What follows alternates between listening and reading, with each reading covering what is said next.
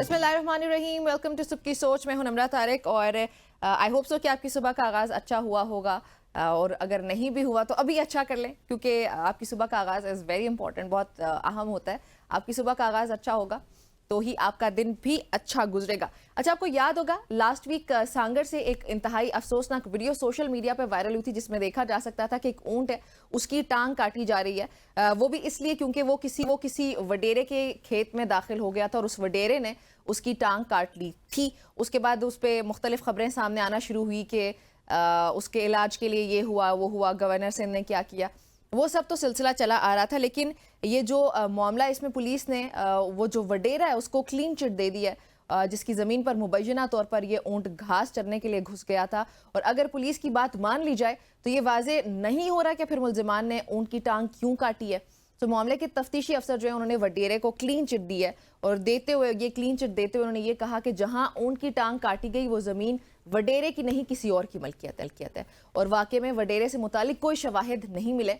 Judicial magistrate जो हैं शहदादपुर के, उन्होंने ऊंट की टांग काटने के इल्जाम में गिरफ्तार ये जो 6 मुल्जिमान अभी तक जिनको गिरफ्तार किया गया है, उनको मजीद 2 रोज के रिमांड पर पुलिस के हवाले कर दिया। और जो तफ्तीशी ऑफिसर हैं उन्होंने वो जो मुल्जिमान हैं उनसे 2 कुल्हाड़ियां बरामद करके 6 में से 2 मुल्जिमान को एतराफी बयान भी उनका हासिल कर लिया है। अब ये यहाँ पे एक जो मामला मेरे जहन में भी खुद भी है, बल्कि आप सबके जहन में भी होगा कि कैसे शवाहिद नहीं मिले, सोशल मीडिया पे वीडियोस वायरल हैं, वो सब कुछ हमारे सामने है, और एक वडेरे ने क्लियरली इतना बड़ा जुल्म किया है, और उसको बचाने के लिए अब यहाँ पे इस तरह के हमेशा वैसे इस मुल्क में यही होता आ रहा है, जब कोई पावरफुल शख्स होता है, जब किसी के पास कोई पावर होती है, उसको बचाने के लिए स्टेट ही इकट्ठी हो जाती है, तो स्टेट मिलकर उसको बचा लेती है। शायद यही वजह है, शायद यही अफसोसनाक अलमिया इस मुल्क का, कि फिर जुल्म करने वाला जो होता है, जो जालिम होता है, वो कभी जुल्म करने से पहले डरता नहीं है, जैसे कि ये वडेरा नहीं डरा, और अभी भी इसको बचाने के लिए कोशिशें की जा रही हैं। लेकिन हम लोग अपनी आवाज़ जहां तक मुमकिन होगा ज़रूर इस इशू से मुतालिक रेस करेंगे, ताकि उसको सज़ा मिलनी चाहिए। जिसने एक जानवर के साथ इतना जुल्म किया, सोचें वो किसी और मखलूक के साथ क्या ही कर सकता है। अच्छा, मजीद तफसीलात जानने के लिए सांगर से हमारे रिपोर्टर हैं, उन्होंने हमें ज्वाइन किया, उनसे मजीद भी जान लेते हैं। वो हमें इस वक्त ज्वाइन कर भी चुके हैं। जावेद रफीक ने हमें ज्वाइन किया। जावेद, अस्सलाम वालेकुम। वालेकुम अस्सलाम। जावेद, बताइएगा कि अभी तक ये जो हमारे सामने खबरें आ रही हैं वो यही बज़ाहिर पता चल रहा है कि वडेरे को बचाने की कोशिश की जा रही है। क्या मामला आते हैं, किस किस को गिरफ्तार किया गया, FIR क्या दर्ज हुई? असल में मामला तो कुछ और सिमत में जाते हुए नजर आ रहे हैं, क्योंकि ये जब वाकया पेश आया ऊँटनी की टांग काटने का, तो उस वक्त वो जो मालिक है ऊँटनी का, सुमर बहन, उसने सोशल मीडिया पर आकर जो है वो अपने जाहिर किया कि मेरे साथ जुल्म हुआ है, ऊँट की टांग काट दी गई है जालिम वडेरे ने, जिसका नाम ले रहा था वो गुलाम मसूद शर की जमीन है, वहाँ मेरे ऊँट की टांग काटी गई है। तो इसके ऊपर जब हुकूमत ने, इंतजामिया ने इसके ऊपर एक्शन लिया, तो एक्शन लेने के बाद पुलिस का कहना है कि हमने जो मालिक है ऊँट का, सुमर बहन, उसे बुलाया, उसको कहा कि जो भी आपके मुल्जिमान है उसके ऊपर आप FIR अपनी नामजद करवाएं, कौन मुल्जिमान है। तो उन्होंने FIR नहीं कटवाई है, जिसके तहत फिर हमने सरकार की मदद में मुकदमा दर्ज करके 6 मुल्जिमान को गिरफ्तार किया है। पुलिस का कहना है कि हमने जो तफ्तीश किया उसके मुताबिक जो ऊँटनी की टांग जहाँ कटी है वो गुलाम मसूद शर की जमीन नहीं है, वडेरा गुलाम मसूद शर की, वो किसी और की जमीन है, जिसका पुलिस नाम ले रही है कि वो करार शर की जमीन है। और हमने उसके बेटे वडेरा दरिया खान शर को, और उस जमीन के ऊपर जो ठेकेदार है ये जाफर अली जट, और उसके हारी आबिद अली शर, अब्दुल शकूर, रुस्तम खान और गुल बेग लाशारी को गिरफ्तार किया, जिसे शहदादपुर की अदालत में 4 रोजा जिस्मानी रिमांड हासिल करने के बाद कल उनको फिर अदालत में पेश किया गया था, तो अदालत में फिर 2 रोजा जिस्मानी रिमांड दे दिया गया है। अब बात ये आ रही है कि जो ऊँट का मालिक है वो बार बार यही कह रहा है कि मेरा जो मरकजी मुल्जिम है वो है वडेरा गुलाम मसूद शर, और जिसे पुलिस गिरफ्तार नहीं कर रही है। पुलिस का कहना है कि उसके खिलाफ कोई एविडेंस नहीं मिल रहा है। अब मामला ये है कि पुलिस मुकदमा क्यों नहीं दर्ज कर रही, क्यों नहीं उनके खिलाफ कार्रवाई कर रही, क्या मसला है। वडेरा शहर का जब कोई मौक़िफ़ सामने आया है तो उसका ये कहना है कि जो सुमर शर है, जो ऊँटनी की टांग लेकर और उसने सोशल मीडिया पर वायरल की है, उसके मुताबिक, वडेरे के मुताबिक वो उसकी ऊँटनी है ही नहीं, वो उसका चरवाहा है। अगर वो उसका चरवाया है तो फिर उसका जो असल मालिक है वो सामने क्यों नहीं आ पा रहा है, ये क्या मामला है। और तफ्तीशी अफसर जो है, अगर उसका वडेरा गुलाम रसूल शर का नाम ही FIR में नहीं है तो उसके खिलाफ इंक्वायरियां क्यों हो रही हैं, ये भी एक सवाल है। उसके बाद फिर शर्जील इनाम मेमन ने भी एक बयान दिया जिसके मुताबिक उनका कहना था कि वडेरा गुलाम रसूल शर और ऊँट मालिक के दरमियान मामला पेश आ गए हैं। वो क्या माजरा था, कौन से मामला पेश आ गए थे, ये सारी सूरत है जो अभी तक सामने नहीं आई है। जो वीडियो वायरल हुई थी जिसमें बल्कि आप उस ऊँट को चीखते हुए चिल्लाते हुए देख भी सकते हैं, वो मालिक के पास आने की वीडियो थी या उस टाइम की थी जब उसकी टांग काटी जा रही थी? असल में जो ये वीडियो ऊँट के लाने की आवाजें आ रही थी, ये उस वक्त की वीडियो जब मालिक उसे लेकर आ गया था। अच्छा, फिर ये मालिक ने वीडियो बनाई है। ओके ओके, वो तब तक इतनी तकलीफ में था। है और कुछ सहाफी दोस्त भी वहाँ गए थे, वो उस वक्त वीडियो बनाई गई है नाइट व्यू में, वहाँ पे जब वो लेकर गए थे अपने घर के पास।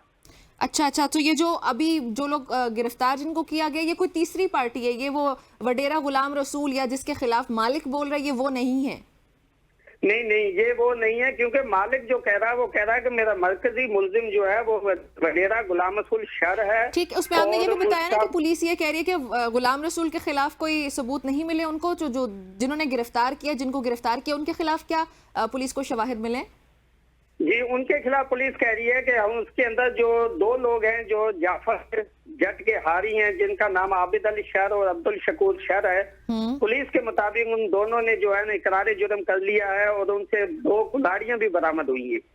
और पुलिस का यही इन्वेस्टिगेशन ऑफिसर लोंग खान शर का यही कहना था कि जो है इसके वडेरा गुलाम शर के खिलाफ कोई भी शवाहिद हमें नहीं मिले हैं। अच्छा, सो अभी मजीद फिर भी क्या तफसीलात हैं? मजीद अगर आपके पास कोई इन्फॉर्मेशन है प्लीज हमारे साथ शेयर करें इस वाक़े से मुतालिक। जावेद, अभी तक तो फिलहाल यही है कि उनको कल जो है वो दोबारा रिमांड के लिए दे दिया गया है और जो ऊँटनी का मालिक है वो बार बार यही बयान दे रहा है, यही कह रहा है कि मेरा जो मरकजी मुल्जिम है उससे गिरफ्तार क्यों नहीं किया जा रहा है, जिसका वो बार बार नाम ले रहा है। बल्कि पुलिस कह रही है कि वो मुल्जिम है ही नहीं, उसका FIR में नाम ही नहीं है, तो उसे हम लोग किस नौयत पे ले, किस नौयत पे उसके खिलाफ तहकीकात करें। और दूसरी साइड से ये भी जो तफ्तीशी अफसर है वो ये भी कहता हुआ नजर आता है कि उनके खिलाफ कोई एविडेंस नहीं मिले हैं। ऊँटनी जो है वो गुलाम रसूल शर के वडेरे की जमीन में ही नहीं उसके साथ हादसा हुआ, वो किसी और की जमीन है, उसको मालिक को हमने जो है वो गिरफ्तार कर लिया है। पुलिस का कहना है जहाँ पे उसकी टांग काटी गई है वो है करार शर की जमीन, उसे हमने गिरफ्तार कर लिया है। चले जावेद, आप हमारे साथ ही, हमें इस वक्त साथ ही ज्वाइन करिए जावेद, सारा जहांगीर जो डायरेक्टर हैं CDRS की। सारा, अस्सलाम वालेकुम। सारा, आप हमें सुन पा रही हैं? अच्छा, वो शायद हमें सुन नहीं पा रही हैं। जावेद से मजीद तफसीलात भी जान लेते हैं। अच्छा जावेद, ये बताएं कि जो जिन लोगों को गिरफ्तार किया गया है, जिन लोगों ने इकरार जुर्म भी कर लिया है 2, ये मुझे तो पर्सनली खुद ये समझ नहीं आ रहा कि ये क्या मामला हो रहा है। और अभी तक जो वहाँ पे बयानात सामने आ रहे हैं शवाहिद ना मिलने के, ये सारे, ये क्लियरली यही है कि वडेरे को बचाने की कोशिश की जा रही है, ऐसा ही है? बस जो हालात यहाँ पे नजर आ रहे हैं, जो बयानात नजर आ रहे हैं मालिक की जानिब से, पुलिस की जानिब से, वो तो यही साबित कर रहे हैं। क्योंकि जावेद, एक और मसला भी हमारे सामने ये खबरें भी आ रही थी कि वडेरा जो है वो वडेरा नहीं, ओनर जो है वो वडेरे के खिलाफ खुद ही कार्रवाई नहीं करवाना चाह रहा, वो खुद ही पीछे हट गया है। देखिए, ये खबरें भी बिल्कुल निकली थी, ये खबरें भी आ रही थी, क्योंकि पुलिस का भी यही कहना है कि हमने उन्हें बुलाकर उनके कहा कि आपका जो मुल्जिम है जिन पे आपको शक बात है आप उनका नाम दें। और उसके मुताबिक पुलिस का कहना है कि उन्होंने कोई FIR कटवाने से इनकार कर दिया था, इसलिए हमने फिर पुलिस की मदद में मुकदमा दर्ज किया। जबकि वो जो ऊँटनी का मालिक है सुमर बहन, उसका कहना था, उसका जो बेटा है उसका कहना था कि हम जब गए हैं हमें यही लेके बुला के लिए थाने पे बुलाया गया था कि आप मुकदमा दर्ज कराएं जिनके खिलाफ कराना चाहते हैं। जब हम वहाँ मुकदमा दर्ज कराने गए तो हमने जब वडेरा गुलाम रसूल शर का नाम लिया और उसका जो मकादेदार है जमीन का जाफर जट, उसका नाम लिया, तो जाफर जट का नाम तो दाखिल कर लिया गया FIR में, मगर हमारा जो मरकजी मुल्जिम जिस हम बोल रहे थे वो गुलाम रसूल वडेरा शर, उसका नाम दाखिल नहीं किया गया, इसलिए फिर हमने FIR नहीं कटवाई। अच्छा, सारा जहांगीर उनका ये हमें कहना। ज्वाइन, जी जी बहुत शुक्रिया जावेद, आपका हमारे साथ ही रहें। इस वक्त हमें सेंड कर रही हैं सारा जहांगीर। सारा, अस्सलाम वालेकुम। अस्सलाम। वालेकुम अस्सलाम, कैसी हैं आप? और साथ ही ये भी बताएं कि ये जो अफसोसनाक वाकया सांगर से हमारे सामने आया है, इस पे क्लियरली जो खबरें और जो तफसीलात अभी हमारे रिपोर्टर हमें रिपोर्ट भी कर रहे थे वो यही हैं कि वडेरे को बचाने के लिए इस वक्त स्टेट को, मैं यही कहूंगी कि स्टेट इकट्ठी हो चुकी है एक बार फिर से। What do you have to say about that? देखिए, हम इस चीज में शामिल नहीं है, हम लोग सिर्फ जानवर की देखभाल में शामिल है। एंड मुझे उसके आगे जो भी हुआ है, जो लोग हैं उनके बारे में इतनी इत्तला नहीं है। But I don't think any one is protecting him. मुझे नहीं लगता कि कोई प्रोटेक्ट कर रहा है, मगर मुझे जहाँ तक मुझे पता है कि जो ऊँट का ओनर है वो आगे नहीं आना चाह रहा कोई बयानी देने के लिए। तो आई थिंक दैट्स व्हाई कुछ इश्यूज आ रहे हैं उसमें। लेकिन फिर भी एनिमल राइट्स पे तो हम बात करेंगे कि किस तरह से हमारे मुल्क में जानवरों को इतना बदसलूकी का उनको शिकार किया जाता है, उनको इतने बुरी तरह से ट्रीट किया जाता है। एक ऊंट, मतलब अगर सिर्फ आपके खेत में दाखिल हो गया, आपने उसकी टांग ही काट दिया, और वो भी इतना जुल्म भरा हादसा है ये। सो ऑब्वियसली उस पे आपका पॉइंट ऑफ व्यू तो चाहिए होगा। बिल्कुल, आई मीन देखें, ये हादसे जानवरों के साथ होने नहीं चाहिए। ये एक वाकया तो नहीं है। एक डोंकी की टांगे तोड़ दी थी अभी उसके अगले दिन, और दिन ब दिन हमारे साथ, हम तो रेस्क्यू में काम करते हैं, तो हम देखते हैं कि कैसी अब्यूज होती है बिल्लियों पे, कुत्तों पे, डोंकीज पे, हर जानवर पे इस मुल्क में बल्कि अनफॉर्चुनेटली। इसके बाद ही हैदराबाद में एक और वाकया सामने आया था, गधे के कान काटने वाले। नहीं, वो जो कान काटने वाला था इस्लामाबाद का केस था, जो टांगे तोड़ी थी वो हैदराबाद का केस था। सही सही। अच्छा, लेकिन ओवरऑल जहां का भी केस हो, उसमें मसला यही आता है कि हमारे यहाँ जानवरों को अच्छे तरीके से ट्रीट नहीं किया जाता।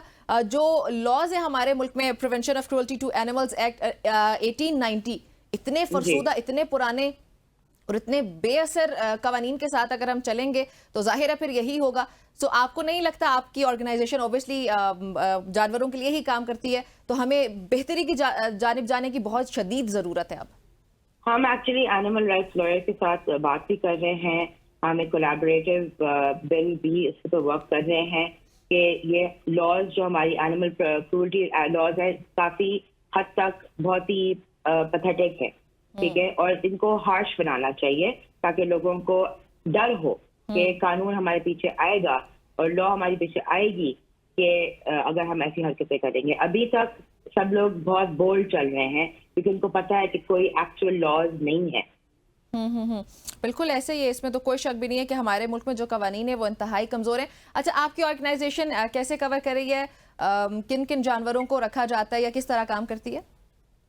हमारे जो सीरियस बंजी का जो शेल्टर है, कराची में भी है, इस्लामाबाद और लाहौर में भी, और हम लोग बेसिकली मोस्टली फोकस हमारा है जो डेली डॉग्स एंड कैट्स की अब्यूज या एक्सीडेंट होते हैं या लोग कॉल करके कि बीमार हैं, तो हम लोग मोस्टली उनको उठाते हैं। डोंकीज हमें लोग रिपोर्ट करते हैं कि इसकी टांग टूटी हुई है, इसकी ये हालत है, तो हम मोस्टली ये उठाते हैं और इन पे फोकस करते हैं। So what do you think सारा, कि हमारे मुल्क में इस तरह की मजीद ऑर्गेनाइजेशंस होनी चाहिए, या फिर क्योंकि एक मामला ये भी आ जाता है ना कि अक्सर हम लोग जज्बात में आके, या फिर शायद कोई और फैक्टर्स होते हैं, कोई और रीजंस होते हैं जिसमें अक्सर लोग मीडिया में आने के लिए, कवरेज के लिए, पब्लिसिटी के लिए ऑर्गेनाइजेशंस तो बना लेते हैं लेकिन उनको रन नहीं किया जाता जो उनका मकसद होता है।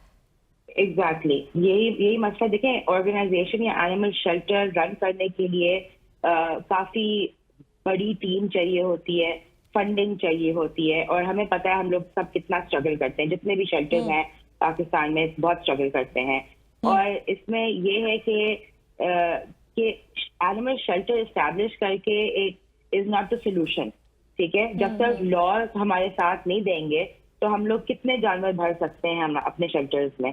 लोगों को भी एहसास होना चाहिए, law should be supporting us as well, ताकि एक कलेक्टिव फ्यूचर एक सोल्यूशन हो। बिल्कुल ऐसे। ये सारा बहुत शुक्रिया आपका हमें ज्वाइन करने के लिए और अपना पॉइंट ऑफ व्यू हमारे साथ शेयर करने के लिए। नाज़रीन, अफसोसनाक मामला है ये। आपके साथ कुछ डिटेल्स भी शेयर करती चलूँ कि पाकिस्तान इस वक्त स्टैंड कहाँ कर रहा है when it comes to animal rights. जानवरों के तहफ़्फ़ुज़ का ये आलमी इंडेक्स है और उसकी दर्जाबंदी की अगर मैं बात करूँ तो पाकिस्तान मजमूई तौर पर जो है वो आप कह सकते हैं ई पे मौजूद है, ठीक है, अगर हम अल्फ़ाबेट्स की बात करें तो। और जानवरों के मामले में जहाँ पे हुकूमती एहतसाब, जहाँ पे स्टेट कोई एक्शन लेती है, जैसे ये वाकया सांगड़ का हमारे सामने है, अब इसकी अगर हम बात करें यहाँ पे होना तो ये चाहिए कि जो भी मुलजिम है उसको फौरी तौर पर सजा देनी चाहिए और उसको एक इबरतनाक मिसाल बनाना चाहिए। तो यहाँ पे जब अकाउंटेबिलिटी की बात आती है तो उसमें पाकिस्तान एफ पर है, ABCDEF, इतनी वीक पोजीशन पे हम, और जानवरों के तहफ़्फ़ुज़ में पाकिस्तान जी पर मौजूद है। इतना पीछे हैं हम लोग। और ये कवानीन हमें हमारे जो मुल्क में है, prevention of cruelty to animals, 1890 से चला आ रहा है ये कानून, और हम 2024 में पहुंच चुके हैं। तो ऑब्वियसली इतने वीक कवानीन जब आपने जानवरों के लिए बनाए वो अभी तक चल रहे हैं, जिसमें फाइन जो है वो 200 रुपये है। तो 200 रुपये की क्या वैल्यू है, मतलब कोई भी शख्स जो है वो 200 रुपया दे देगा, और ज़्यादा से ज़्यादा इम्प्रिजनमेंट 6 महीने की है। तो वो फिर नहीं डरते हैं लोग। अभी टाइम ये हो चुका है कि हमें ये लॉज को बदलने की ज़रूरत है, इनको सख्त करने की ज़रूरत है। एक खुशाइन बात है कि 2018 में इस्लामाबाद की हद तक इनको थोड़ा बहुत बदला गया था। जो फाइन है वो 2 लाख से 5 लाख के दरमियान किया गया था, लेकिन फिर भी ये काफ़ी नहीं, और इसको सिर्फ इस्लामाबाद नहीं बल्कि पूरे पाकिस्तान में लागू होना चाहिए। जो हमारे कवानीन जानवरों के तहफ़्फ़ुज़ के लिए मौजूद हैं, हमारी स्टेट को फौरी तौर पर इनको बदलना चाहिए और फिर लागू भी करना चाहिए। प्रोग्राम में एक ब्रेक शामिल करते हैं।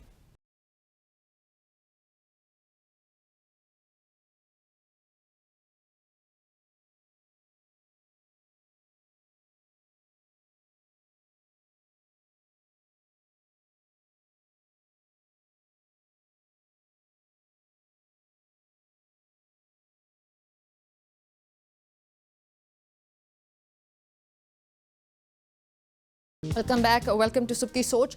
एक और अफसोसनाक वाक़या जी हमारे पास सवात के इलाके मदीन में तौहीन मजहब के इल्ज़ाम में एक शख्स को कत्ल कर दिया गया, जबकि जो मुश्तइल अफराद थे उन्होंने थाने को भी आग लगा दी। और ये जो हमला है इसमें 8 पुलिस एहलकार ज़ख्मी हुए हैं। और जो DPO है सवात के जाहिदुल्ला खान उनका नाम है, और उनके मुताबिक कुरान पाक की मुबज्जिना बेहुरमती के इल्ज़ाम में इलाका मकीनों ने जो शहरी है उस पर तशद्दुद किया और फिर उसे बरहना करके सड़कों पर घसीटा। और उन्होंने साथ ही ये भी बताया कि जो मदीन पुलिस है उन्होंने मुलजिम को गिरफ्तार करके थाने मुंतकिल किया है, और लोगों ने थाने को भी आग लगा दी और तोड़ फोड़ की है। माजरत के साथ ये मदीन नहीं, मदियन नाम है इलाके का। और ये जो मुश्तइल अफराद हैं उन्होंने मुलजिम को थाने से निकाल कर वो ले गए और ले जाकर जला दिया है। और जो पुलिस के मुताबिक तशद्दुद और जलाए जाने वाले से मुलजिम की जो है वो जाहिर है वो जल चुका था, वो जान की बाजी भी हार गया। जबकि जो मुश्तइल मुजाहिरीन हैं उनके हमले में 8 पुलिस एहलकार भी ज़ख्मी हुए। और सवात में ये जो पेश आने वाला वाक़या है इसका नोटिस वज़ीर आला खैबर पख्तूनख्वा अली अमीन गंडापुर ने भी लिया, और उन्होंने इंस्पेक्टर जनरल पुलिस से टेलीफोन पर बातचीत की, रब्ता किया, वाक़े की रिपोर्ट तलब की है। और जो CM हमारे KP के उन्होंने इस नाखुशगवार वाक़े पर इजहार अफसोस भी किया और शहरियों से पुरअमन रहने की अपील भी की है। हयात चमन हमारे रिपोर्टर हैं पेशावर से, उनसे जानते हैं कि इस वाक़े में मज़ीद क्या तफसीलात हैं, क्या बातचीत से। सॉरी हयात, अस्सलाम वालेकुम। जी वालेकुम सलाम। बताइएगा, वैसे मैंने जो बताया है बताएं कि ये बिल्कुल ऐसी ही खबर है या आपके पास क्या तफसीलात हैं? जी बिल्कुल, ये अफसोसनाक वाक़या स्वात के सियाहती मकाम मदियन में पेश आया है, जहाँ पर मुबैना तौर पर सियालकोट से ताल्लुक़ रखने वाली सुलेमान नामी शख्स ने कुरान पाक की बेहुरमती की और कुरान मजीद के औराक जलाई, जिस पर लोगों ने मुलजिम को पुलिस के हवाले कर दिया। पुलिस ने मुलजिम को हिरासत में लेकर पुलिस स्टेशन मुंतकिल कर दिया। ताहम वहाँ पर मौजूद मुश्तइल लोगों ने मुलजिम को उनके हवाले करने का मुतालबा किया। पुलिस के इनकार पर लोगों ने मसाजिद और गाड़ियों के जरिए ऐलानात करके बड़े पैमाने पर लोगों को इकट्ठा किया और मुश्तइल हुजूम ने पुलिस वैन और पुलिस स्टेशन को आग लगा दी। पुलिस ने फायरिंग की, जिसके नतीजे में कई अफराद जख्मी भी हुए, लेकिन मुश्तइल हुजूम पुलिस स्टेशन के अंदर दाखिल हो गए और मुलजिम को अंदर ही गोली मारकर बाहर सड़क पर घसीटा और आग लगा दी। पुलिस ने वहां से भागकर जान बचाई, ताहम बारी नफरी जो है वो पुलिस की तलब कर ली गई और हालात को कंट्रोल करने की कोशिश की गई। इस मौका पर पुलिस के आला हुकाम भी पहुंच गए और हालात को काबू करने की भरपूर कोशिश की गई। इस वक्त अगर मैं बता दूं तो मदीन बाजार जो है अब भी मुकम्मल तौर पर बंद है और लोग जो है काफी मुश्किल नजर आ रहे हैं। जी अच्छा, ये जो मुलजिम है इन वाक़े का या इस हादसे का आगाज उन्हीं की तरफ से उन्होंने कुरान पाक की और आग को जलाया और पब्लिक में? जी बिल्कुल, ये बताया जा रहा है कि वहाँ पर बाजार में ही इसने कुरान मजीद की औराक जलाई और ये सियालकोट से आया था और वहाँ पर एक मकामी होटल में बतौर सयाह ठहरे हुए थे, जिस पर लोगों ने उनको देखा और पुलिस के हवाले कर दिया। ताहम बाद में लोग जो है मुश्तिल हो गए और मसाजिद में ऐलानात करके लोगों को इकट्ठा किया। अच्छा, तो ये बहुत अजीब सी बात नहीं है कि एक सियालकोट से सवात आया है और उसने आउट ऑफ नोवेयर कुरान पाक को जलाना शुरू कर दिया है? जी कोई बिल्कुल। वजह भी हो सकती है, वो आपने जानने की कोशिश नहीं की? जी बिल्कुल, ये एक सवाल लोगों के जहन में है कि अगर सियालकोट से एक शख्स मदियन के इलाके में आकर कुरान मजीद की बेहुरमती करता है तो ये सब कुछ अपने इलाके में क्यों नहीं करता। इस हवाले से मेरे ख्याल में कुछ बताना कबल अज़ वक्त होगा। पुलिस और इंतजामिया का कहना है कि आला सतह की इंक्वायरी के बाद ही कुछ सामने आएगा। अच्छा, ये जो मुश्तिल अफराद हैं, इनमें से भी किसी को गिरफ्तार किया गया है? नहीं जी, अभी तक पुलिस हुकाम जो है कुछ भी बताने से गुरेज कर रही है। पुलिस स्टेशन भी जल चुका है, रिकॉर्ड भी जल चुका है, पुलिस भी वहाँ पर बाहर मौजूद नहीं है। तो अभी तक FIR नहीं हुई, तो किसी की गिरफ्तारी भी अमल में नहीं आई। कुछ अफराद जख्मी हुए और थे। ये जो मुलजिम थे इसको बाद में जाके फिर आग भी लगा दी गई? वाकई बिल्कुल, आग भी लगा दी गई, बाजारों में घसीटा भी गया जी। ओहो। चलें जी, बहुत शुक्रिया आपका हयात चमन हमें अपडेट करने के लिए। नाज़रीन, कुरान पाक की ऑब्वियसली हम सब मुसलमान इसके बारे में बहुत ज़्यादा फ़िक्रमंद होते हैं।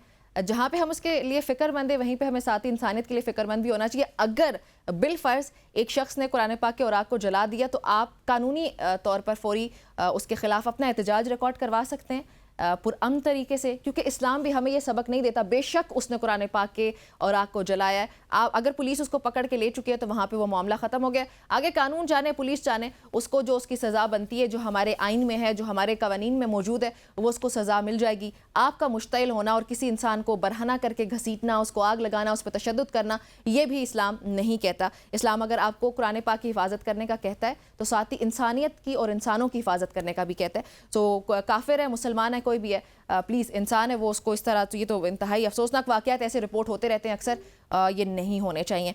अच्छा, आपके साथ एक और फाफिन की रिपोर्ट है, कल ही सामने आई है, वो आपके साथ शेयर करते चले।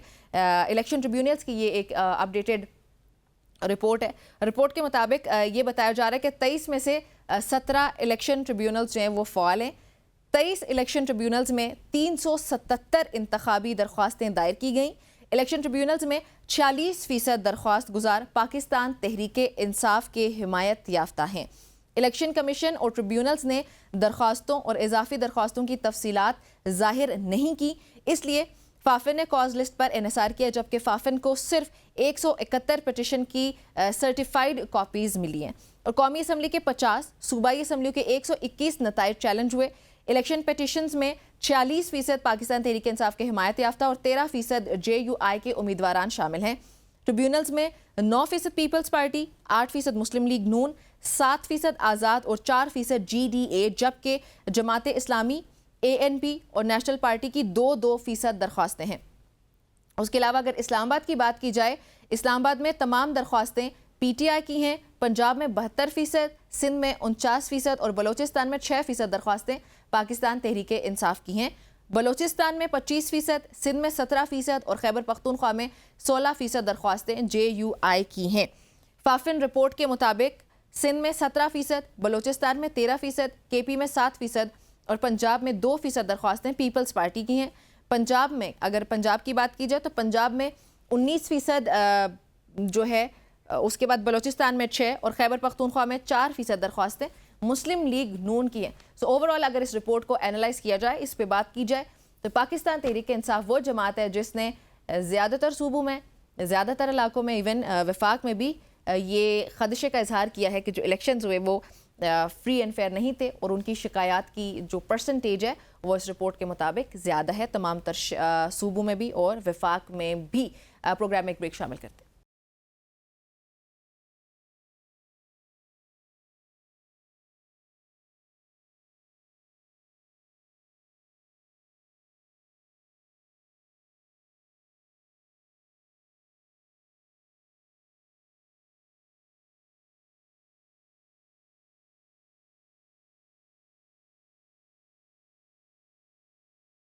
वेलकम बैक, एक बार फिर से आपको खुशामदीद कहते हैं। अच्छा, अभी का सेगमेंट हमारा इंतहाई अहम होने जा रहा है, क्योंकि इसमें हम बात करने लगे कुछ मोदी सरकार के हवाले से और मुसलमानों पे होने वाले मजालिम के हवाले से।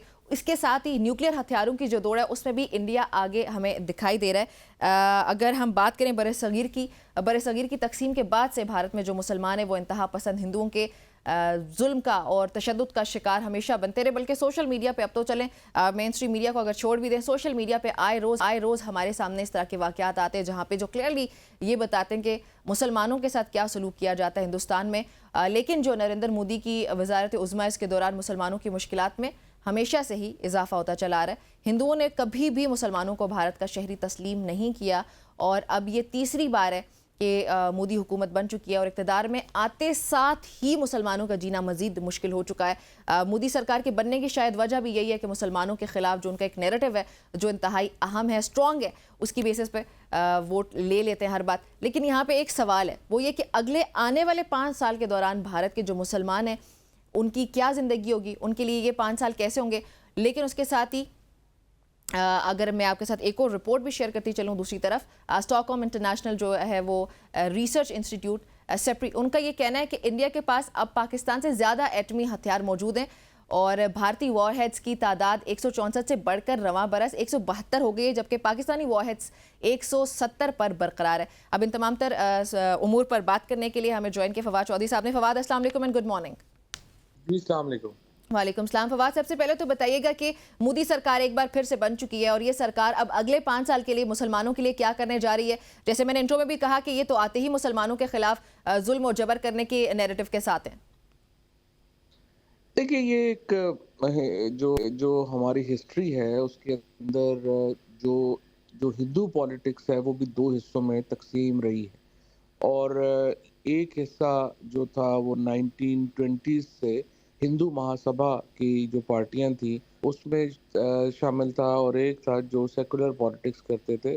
पॉलिटिक्स वो भी मेजॉरिटी की करते थे यानी हिंदू की, लेकिन सेकुलर थे जो जवाहरलाल नेहरू वगैरह थे। अब ये हुआ था इंडिया में, ये हुआ कि जब गुजरात में कॉन्टीन्यूसली एक 10 साल नरेंद्र मोदी की हुकूमत रही और नरेंद्र मोदी ने फिर एक मुस्लिम राइट्स जो हुए गुजरात में, ये जो लेटेस्ट एपिसोड है अब हम उसकी तरफ मैं आ रहा हूँ। वैसे तो जाहिर है कि जिस तरह आपने अपनी बात भी की कि ये हिंदुस्तान के अंदर एक मुस्लिम के ख़िलाफ़ ये जो इशू है ये रहा है, लेकिन 2014 के बाद जब बीजेपी जो है वो इक़्तिदार में आ गई ऊपर और मुसलसल अब 10 साल से वो इक़्तिदार में हैं, तो उनके दौर में ये जो एंटी मुस्लिम राइट्स हैं वो बिल्कुल नए स्केल पे चले गए हैं और स्पेशली ये जो एक बीफ ईट के ऊपर यानी ये जो गौ माता के मामलात के ऊपर जो लिंचिंग है उसमें बहुत इजाफा हुआ। और जब नरेंद्र मोदी चीफ मिनिस्टर थे गुजरात में तो उनके जो एज ए चीफ मिनिस्टर ही इनकरेज्ड एक्चुअली जो मुसलमानों के ख़िलाफ़ फसाद को और 2000 से ज़्यादा जो मुसलमान हैं वहाँ पे इनमें शहीद कर दिए गए। और उसके बाद नरेंद्र मोदी को इन पर्सन बहुत ज़्यादा इंटरनेशनल सैंक्शंस का भी सामना रहा। अमेरिका में तो 10 साल तक उनकी एंट्री जो है वो बैन रही, लेकिन 2014 में अनफॉर्चुनेटली नरेंद्र मोदी जो है वो दोबारा हुकूमत में आ गए और वो इलेक्शन जीत गए। उसके बाद उन्होंने इंटरनली और एक्सटर्नली दोनों जो है उसमें एक हिंदू महासभा की जो फ़िलॉसफी थी, जो बुनियादी तौर के ऊपर एंटी मुस्लिम फ़िलॉसफी है, उसको हवा दी। और अगर आप हालिया इलेक्शंस में भी देखेंगी तो जो बुनियादी जो नारा था जिसके ऊपर नरेंद्र मोदी ने इलेक्शन लड़ा वो मुसलमानों ही के ख़िलाफ़ था और उन्होंने कहा कि अगर ये जीत गए, कांग्रेस के लोग जीत गए या बीजेपी के मुखालिफ जीत गए तो वो तो जो वो आपका मंगलसूत्र है वो भी छीन लेंगे और सारा मुसलमानों को उन्होंने ब्लेम किया। और लेकिन भारत इस दफ़ा उन्हें उतनी कामयाबी नहीं मिली जितनी वो एक्सपेक्ट कर बिल्कुल, मैं रहे यही थे। पूछने लगी थी फवाद, लेकिन अभी हालिया भारतीय इंतखाबात में वाज़ेह अक्सरियत नहीं मिली है मोदी को। तो ये वाज़ेह अक्सरियत ना मिलना क्या मोदी के इस नैरेटिव की हार है? वोटर जो है वो अब इतना सेंसिबल हो चुका है, उसको समझ आ चुकी है कि ये इस्लामोफोबिया या फिर मुसलमानों की इवन पाकिस्तान के खिलाफ ये सिर्फ मुहाज़ाराई की जाती है इसलिए ताकि उनको वोट मिल सके। वो हमारे एक बहुत मशहूर पंजाबी शायर थे उस्ताद दामन, उन्होंने कहा था कि उत्तों रोला पाई जा विचों विचों खाई जा। जो नरेंद्र मोदी कर रहे थे और ये जो सारे कबील है ये जो करता है कि ये इनका मेन इशू शोर कुछ और होता है और अंदर जो है वो कुछ और हो रहा होता है। इंडिया के अंदर जो बुनियादी इनका इस वक्त जो इस मायूस कुन परफॉर्मेंस की वजह बनी वो डिस्पैरिटी ऑफ वेल्थ है। इस तरफ एक तरफ अडानी, अंबानी और मित्तल और ये सारे लोग जो हैं जिन्होंने अरबा रुपया ऐड किया अपनी दौलत में, और दूसरी तरफ हिंदुस्तान का आम शहरी है जिसकी जो मुआशी मुश्किलात है उसमें शदीद इजाफा हुआ। और इसी वजह से जो हालांकि बड़े हिंदू डोमिनेटेड स्टेट्स है, महाराष्ट्र है या यूपी है, यहाँ पे और ये वो स्टेट्स है जहाँ पे बाबरी मस्जिद वाला वाकया है। सोचिए अगर वहाँ पे ये सूरत हाल हो सकती है यूपी जैसे स्टेट में, तो फिर तो वाकई बहुत कमजोर हो चुकी है मोदी हुकूमत। बाबरी मस्जिद जिस शहर में बनाई गई यानी फैजाबाद में, वहाँ पे बिल्कुल एक आम से जो कांग्रेस के वर्कर हैं उन्होंने जो बीजेपी का एक बहुत बड़े लीडर को जो है वो 1.5 लाख से ज्यादा वोटों से शिकस्त दी है। फैजाबाद का जो शहर था वो बड़ा छोटा शहर था और उसको बड़ा इन्होंने उठाया, बड़ा जो कुछ किया, लेकिन उसके बावजूद हार गए। लेकिन देखिए अल्टीमेटली लोग जो है ना वो नफरत की सियासत लंबी नहीं चलती। ये जो नरेंद्र मोदी की जो सियासत है वो नफरत पे बुनियाद है। उसकी बुनियाद ये है कि वो मुसलमानों से डरा के पाकिस्तान से एक पाकिस्तान है उसको एक सिंबल बना के पेश किया जाता है। बहुत सारे लोग ना पाकिस्तान के अंदर ये भी हमें बार बार बताते हैं कि जी वो आप हिंदुस्तान के मामलात के ऊपर क्या बात करते हैं। भाई हिंदुस्तान के अंदर पाकिस्तान के साथ नफरत अगर सियासत का फैक्टर है तो हम क्यों बात नहीं करेंगे।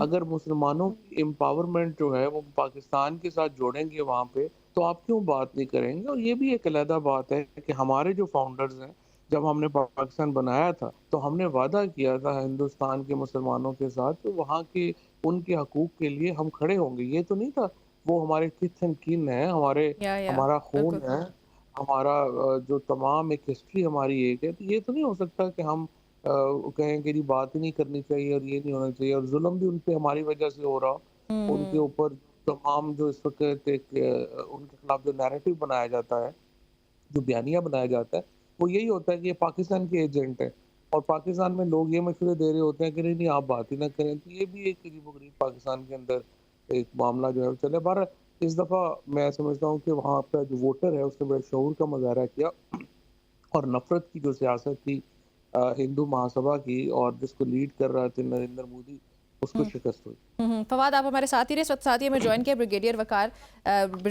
रिटायर्ड वकार साहब ने, दिफाई एनालिस्ट हैं। वकार साहब अस्सलाम वालेकुम। जी वालेकुम अस्सलाम। वकार साहब, सब मैं और फवाद अभी यही डिस्कस कर रहे हैं कि भारत में मोदी सरकार का एक बार फिर से आना मुसलमानों के लिए बहुत ज़्यादा चैलेंजिंग होने जा रहा है। आपकी भी यही राय है? इसमें जो एफर्ट थी इनकी हिंदुत्व एजेंडा की वो तो आई थिंक डेंट हुई है और एक पुश बैक आ रहा है, जिसमें फौज चौधरी साहब कह रहे थे कि इसमें अगर आप देखें उत्तर प्रदेश में लूज करना, जहाँ पे जैसे थे इनको शायद जहेज में मिला हुआ है, वहाँ पे एक दलित मुस्लिम अलायंस इमर्ज हुई और डेमोग्राफिकली मुसलमान तकरीबन 25 करोड़ और इंडिया इसको डाउन प्ले के साथ दलित तकरीबन 20 करोड़ 45 करोड़ की आबादी समझ पूरा यूरोपियन यूनियन के बराबर ये कम्युनिटी है। तो वहाँ से एक पुश बैक हुआ इस अलायंस का। फिर नॉर्थ ईस्ट से पुश बैक है। साउथ में आप देखें they have lost almost in all state, Tamil Nadu है, केरला है, कर्नाटक है। कर्नाटक में कुछ ना कुछ है लेकिन डेंट पड़ा। फिर महाराष्ट्र में डेंट पड़ा है, यहाँ पे बुरी तरह इनको शिकस्त हुई। इस तरह वेस्ट बंगाल है और पंजाब पे, ये तीनों कॉर्नर जो पुश बैक कर रहे हैं। ऑक्युपाइड कश्मीर में हालत ये है, although we don't believe in these election, जो पास इलेक्शन है वहाँ पे कोई सीट नहीं ले सकी, बल्कि एक बंदे ने जेल से वहाँ से कंटेस्ट किया और जीत गया। अच्छा वकार साहब, आपकी आवाज़ का कुछ इशू आ रहा है, हम उसको फिक्स कर दें जब तक मैं फवाद की तरफ जाती हूँ। फवाद, ये जो बाबरी मस्जिद जैसे वाकयात इंतहाई अफसोसनाक वाकयात हैं जो तारीख के औराक पे लिखे जाएंगे, अभी खुदा न ख्वास्ता इन फ्यूचर ये जो मोदी सरकार के मजीद 5 साल लेट्स अज्यूम के ये होते हैं, इसमें आप इस तरह के कोई अफसोसनाक वाकयात मजीद होते देखते हैं?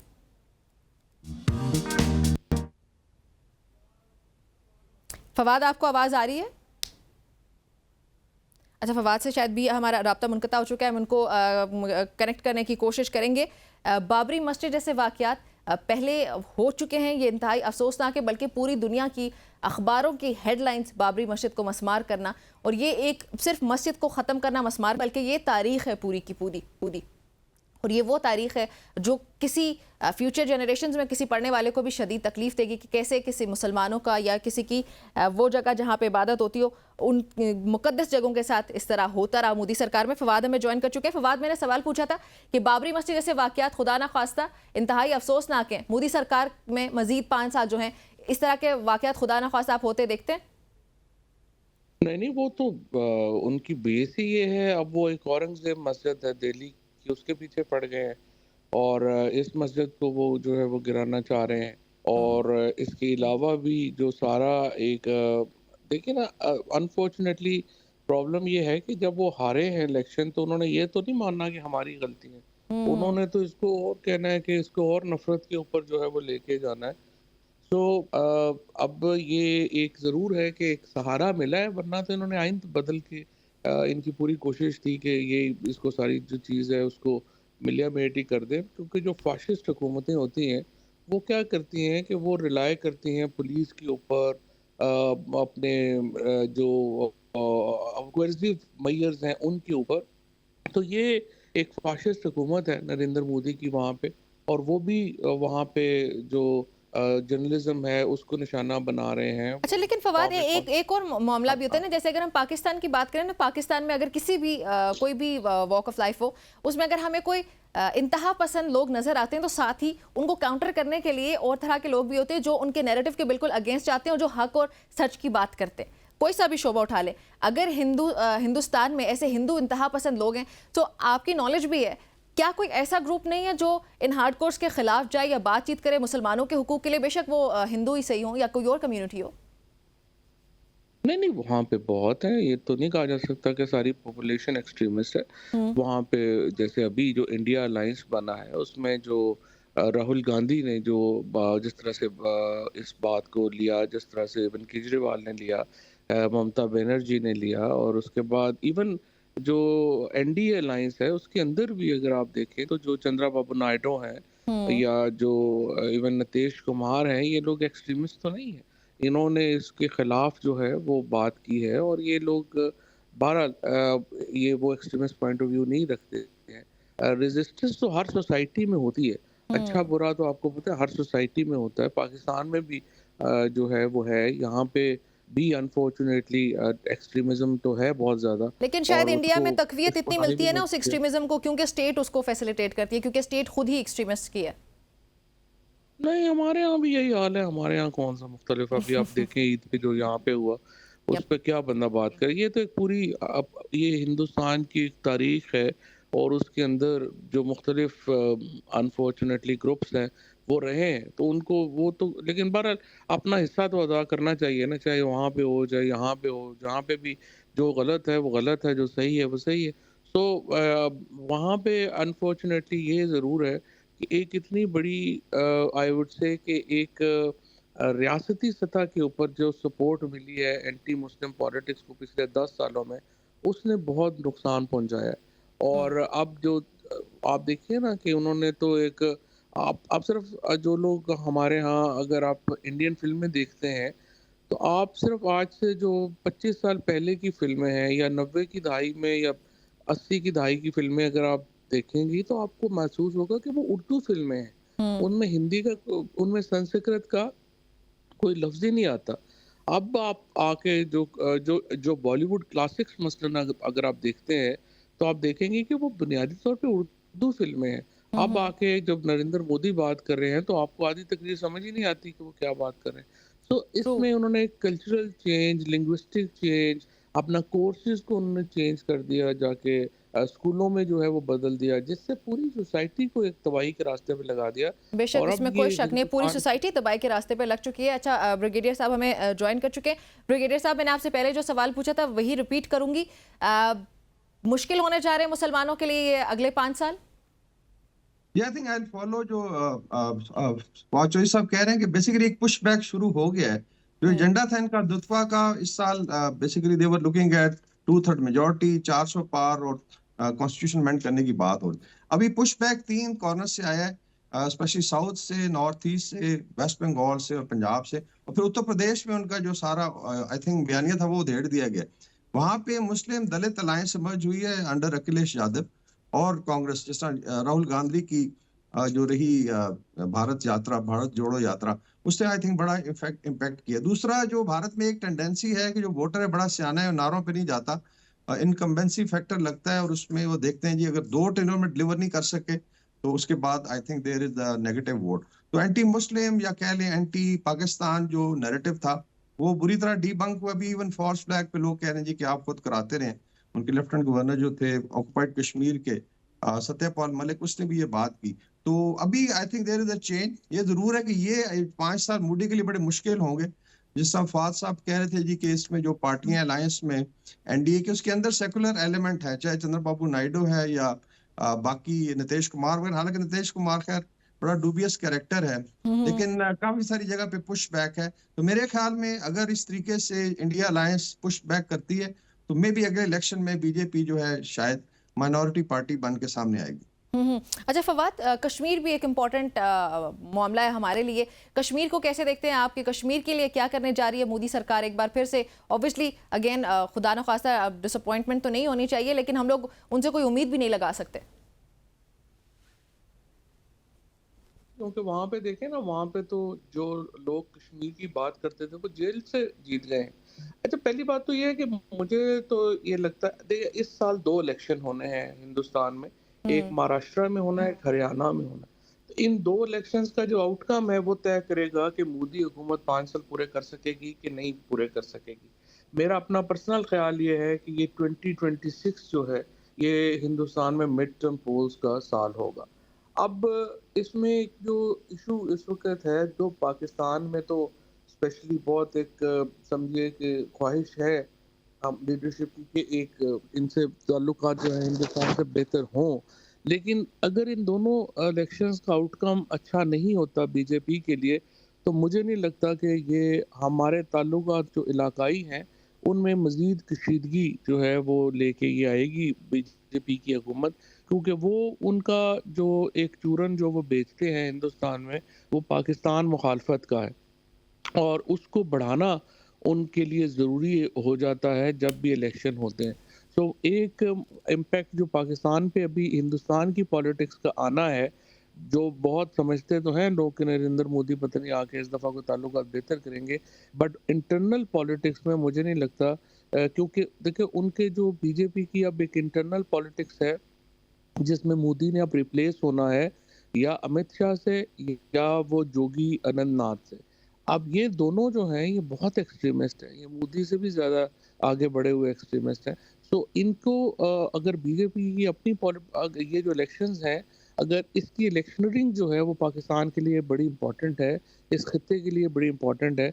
अगर महाराष्ट्र में और हरियाणा में बीजेपी को लगा कि वो इलेक्शन हार रहे हैं, तो फिर पाकिस्तान के साथ कशीदगी में ये लोग इजाफा करेंगे और पाकिस्तान को इन हालात के लिए बड़ा तैयार रहना चाहिए। बिल्कुल ऐसे ही है फवाद, आप ठीक कह रहे हैं। ब्रिगेडियर साहब, आपकी भी इस पे राय चाहूंगी कि पाकिस्तान की क्या पोजीशन होगी। अभी पाकिस्तान में भी एक तरह से कह सकते हैं नई गवर्नमेंट है, हिंदुस्तान में भी नई गवर्नमेंट है। अब ये दोनों गवर्नमेंट्स आपको कैसे आगे बढ़ती दिखाई देती हैं? पाकिस्तान क्या भारत की जाने बढ़ेगा या भारत शायद, we do not expect but again for the sake of politics, हो सकता है ऐसा? ये मेरे ख्याल में पाकिस्तान की जो भी करंट पॉलिसी है इसका कंटिन्यूशन होना चाहिए। 2019 का जो अगस्त है उसको आपको याद होगा, उन्होंने सारा चेंज किया, स्टेटस बदला, लेकिन मैं उसको पेपर ट्रांजैक्शन कहता हूँ कि अगर आप 11 लाख फौज रख के और जबरदस्ती जो एक पेपर ट्रांजैक्शन करके आप डिसाइड करते हैं फेट ऑफ द स्टेट, तो मेरे ख्याल उसको कोई एक्सेप्ट नहीं किया लोगों ने। महाराष्ट्र की बात हो रही है, मुझे 11 लाख बंदे दे और मैं कर्फ्यू लगाता हूँ महाराष्ट्र में, साल में देखता हूँ कौन निकलता है, तो ये जोर जबरदस्ती की ट्रांजैक्शन थी। दूसरा, जिस तरीके से पुश बैक हो रहा है, मेरे ख्याल में मोदी गवर्नमेंट वीकन होगी। रिस्क वो ले सकते हैं क्योंकि अभी भी फॉर्स फ्लैग अगर आप देखें एक सीरीज चल पड़ी है सदर्न कश्मीर में, ऑक्युपाइड कश्मीर में, रियासी में अटैक्स हुए हैं, फिर इसी तरीके से जो है जम्मू के रीजन के इर्द गिर्द, तो वहाँ एक और एफर्ट हो रही है कि जम्मू और वैली को ऑक्युपाइड कश्मीर में स्प्लिट करके 2 और रियासतें बनाई जाएं और मुसलमानों का जो वोट बैंक को फर्दर वीकन किया जाए। लेकिन जो हालात बन रहे हैं, I think secular India push back कर रहा है। आई डोंट थिंक सो कि मोदी जो है, और मेरे ख्याल में स्टेटस को रहेगा, ना पाकिस्तान अफोर्ड कर सकता है और ना शायद मोदी सरकार अफोर्ड कर सकती है कि वो आगे करें, but we will have to be very very careful. और उसका स्विफ्ट रिटॉर्ट में जवाब दिया गया था। पाकिस्तान आर्मी चीफ अभी गए हुए थे LOC पे, उन्होंने बड़ा क्लियरली कहा कि आप वेंचर करें, फिर आपको अंदर घुस के फिर हम भी कार्रवाई करेंगे। बिल्कुल। अच्छा फवाद, हमारे पास टाइम कम है, क्विकली आपका कमेंट चाहिए होगा इस बात पे कि भारत की जानिब से बयानात सामने आना कि कश्मीर जो है वो हिंदुस्तान है, हिंदुस्तान क्लेम कर देना उसको, हालांकि मुतनाज़ इलाके, और हमारे फॉरेन ऑफिस ने भी यही जवाब दिया कि मुतनाज़ इलाके से भारत को इस तरह के इररिस्पॉन्सिबल किस्म के बयानात या स्टेटमेंट्स जारी नहीं करनी चाहिए। मकसद क्या होता है इन स्टेटमेंट्स का? देखिए, पहली बात तो यह है कि पाकिस्तान ने एक तो कश्मीर के ऊपर जिस तरह से अभी तक हमारी पॉलिसी रही है, उसमें हमने जो अग्रेशन जो हमारी पॉलिसी में था वो पहले नहीं था। अब ये जो आखिरी फॉर्मेशन कमांडर्स की मीटिंग हुई है, इसमें आके पहली बार एक कुछ पॉज के बाद इसमें फॉर्मेशन कमांडर्स ने जो इंडिया में जो मुसलमान हैं उनको भी और जो कश्मीर के ऊपर भी एक स्ट्रॉन्ग पोजीशन जो है वो ली है। बट अनफॉर्चुनेटली अभी तक जो फॉर्मेशन कमांडर्स की बात है वो हमारे फॉरेन ऑफिस में उस तरह से रेसिप्रोकेट नहीं हुई। तो मुझे नहीं पता कि क्यों अभी हमारा फॉरेन ऑफिस इसके ऊपर खामोश है और वो क्यों क्योंकि देखिए जिस तरह से अभी बगड़े साहब बात कर रहे थे वो तो कश्मीर को तकसीम दर तकसीम कर रहे हैं। आपको मालूम है कि पहले भी लद्दाख एक अलहदा जो है वो उन्होंने वहाँ पे रियासत जो है उसको 2 हिस्सों में तकसीम किया, अब वो मज़ीद हिस्सों में तकसीम करेंगे और बुनियादी मकसद यही है कि जो इसमें जो मुसलमान वोट है उसको बिल्कुल ही वो इर्रेलेवेंट करना चाह उसको रहे हैं। इरेलीवेंट करना चाह रहे हैं। फवाद, आपका भी बहुत शुक्रिया हमें ज्वाइन करने के लिए। ब्रिगेडियर साहब, आपका भी बहुत शुक्रिया हमें ज्वाइन करने के लिए। नाज़रीन, ये गुफ्तगू नहीं है और इसको कंक्लूड इसी तरह करेंगे कि मुसलमानों के लिए अगले 5 साल मजीद चैलेंजिंग होने जा रहे हैं, लेकिन साथ ही मोदी सरकार के लिए खुद भी बहुत सारे चैलेंजेस सामने आएंगे। एक ब्रेक शामिल करते हैं जल्दी से।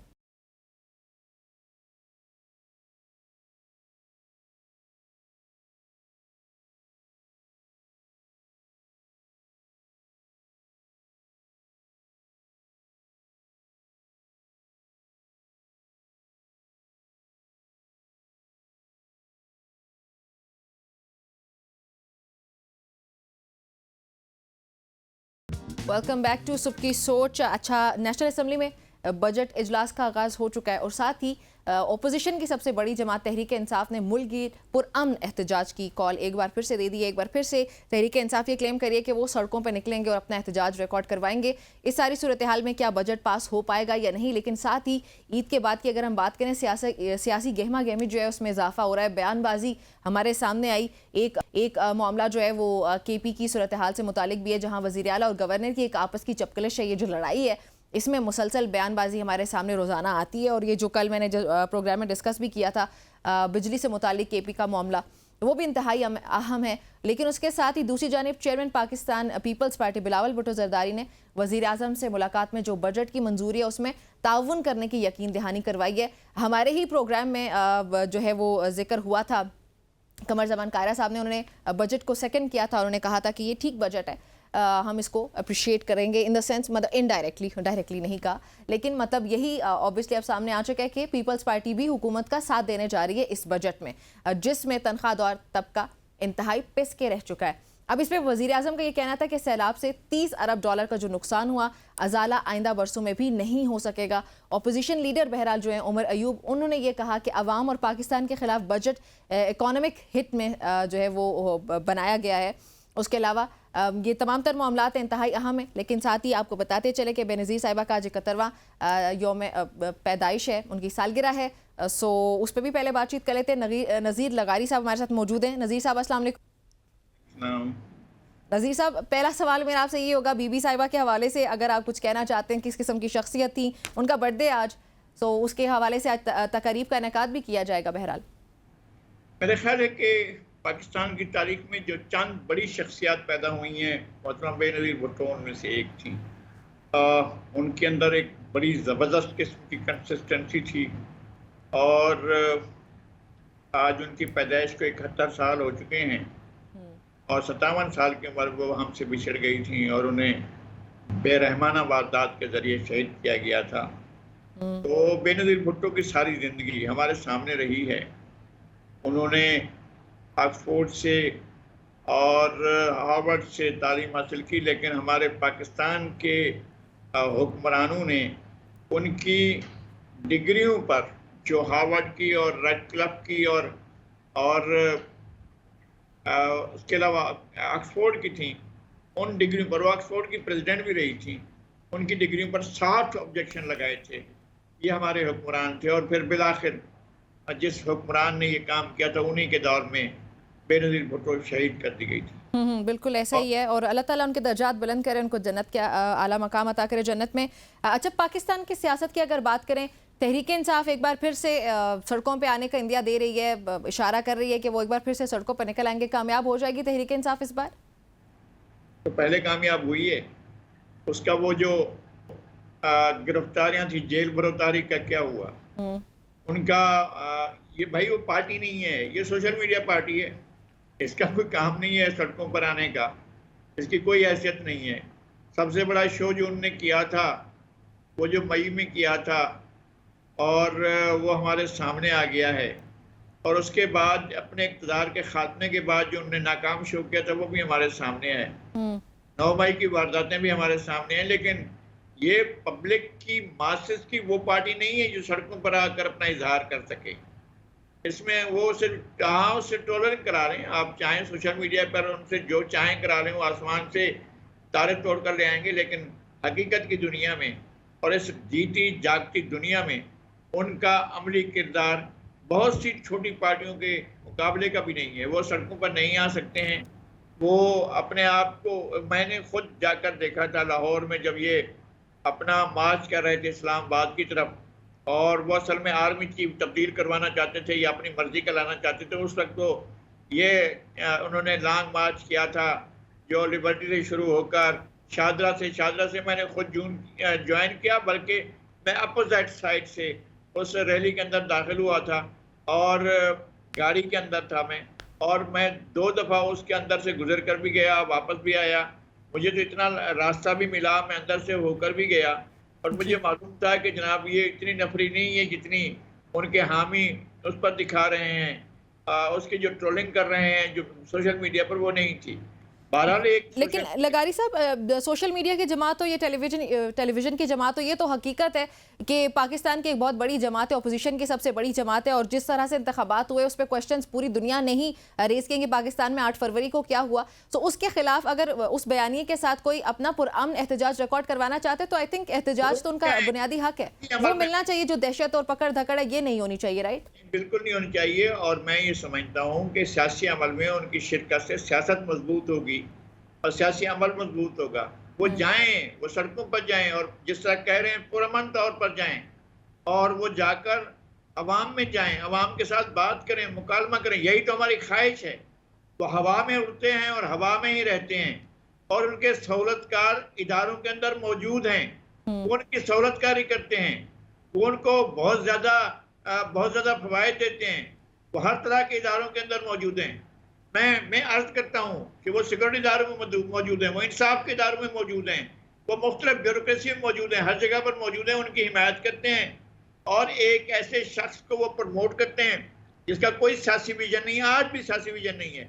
वो सियासत को क्रिकेट की नज़र से देखता है, और यही उनकी एक्सपर्टी है। और क्रिकेट में भी जो वर्ल्ड कप था उसमें सबसे नाकारा कारकर्दगी इन्हीं की थी। आप पूरा चार्ट उठाकर अभी भी देख लें, जो इस वर्ल्ड कप को ये लेकर आए थे उसमें सबसे नाकारा कारकर्दगी जो थी वो इन्हीं की थी।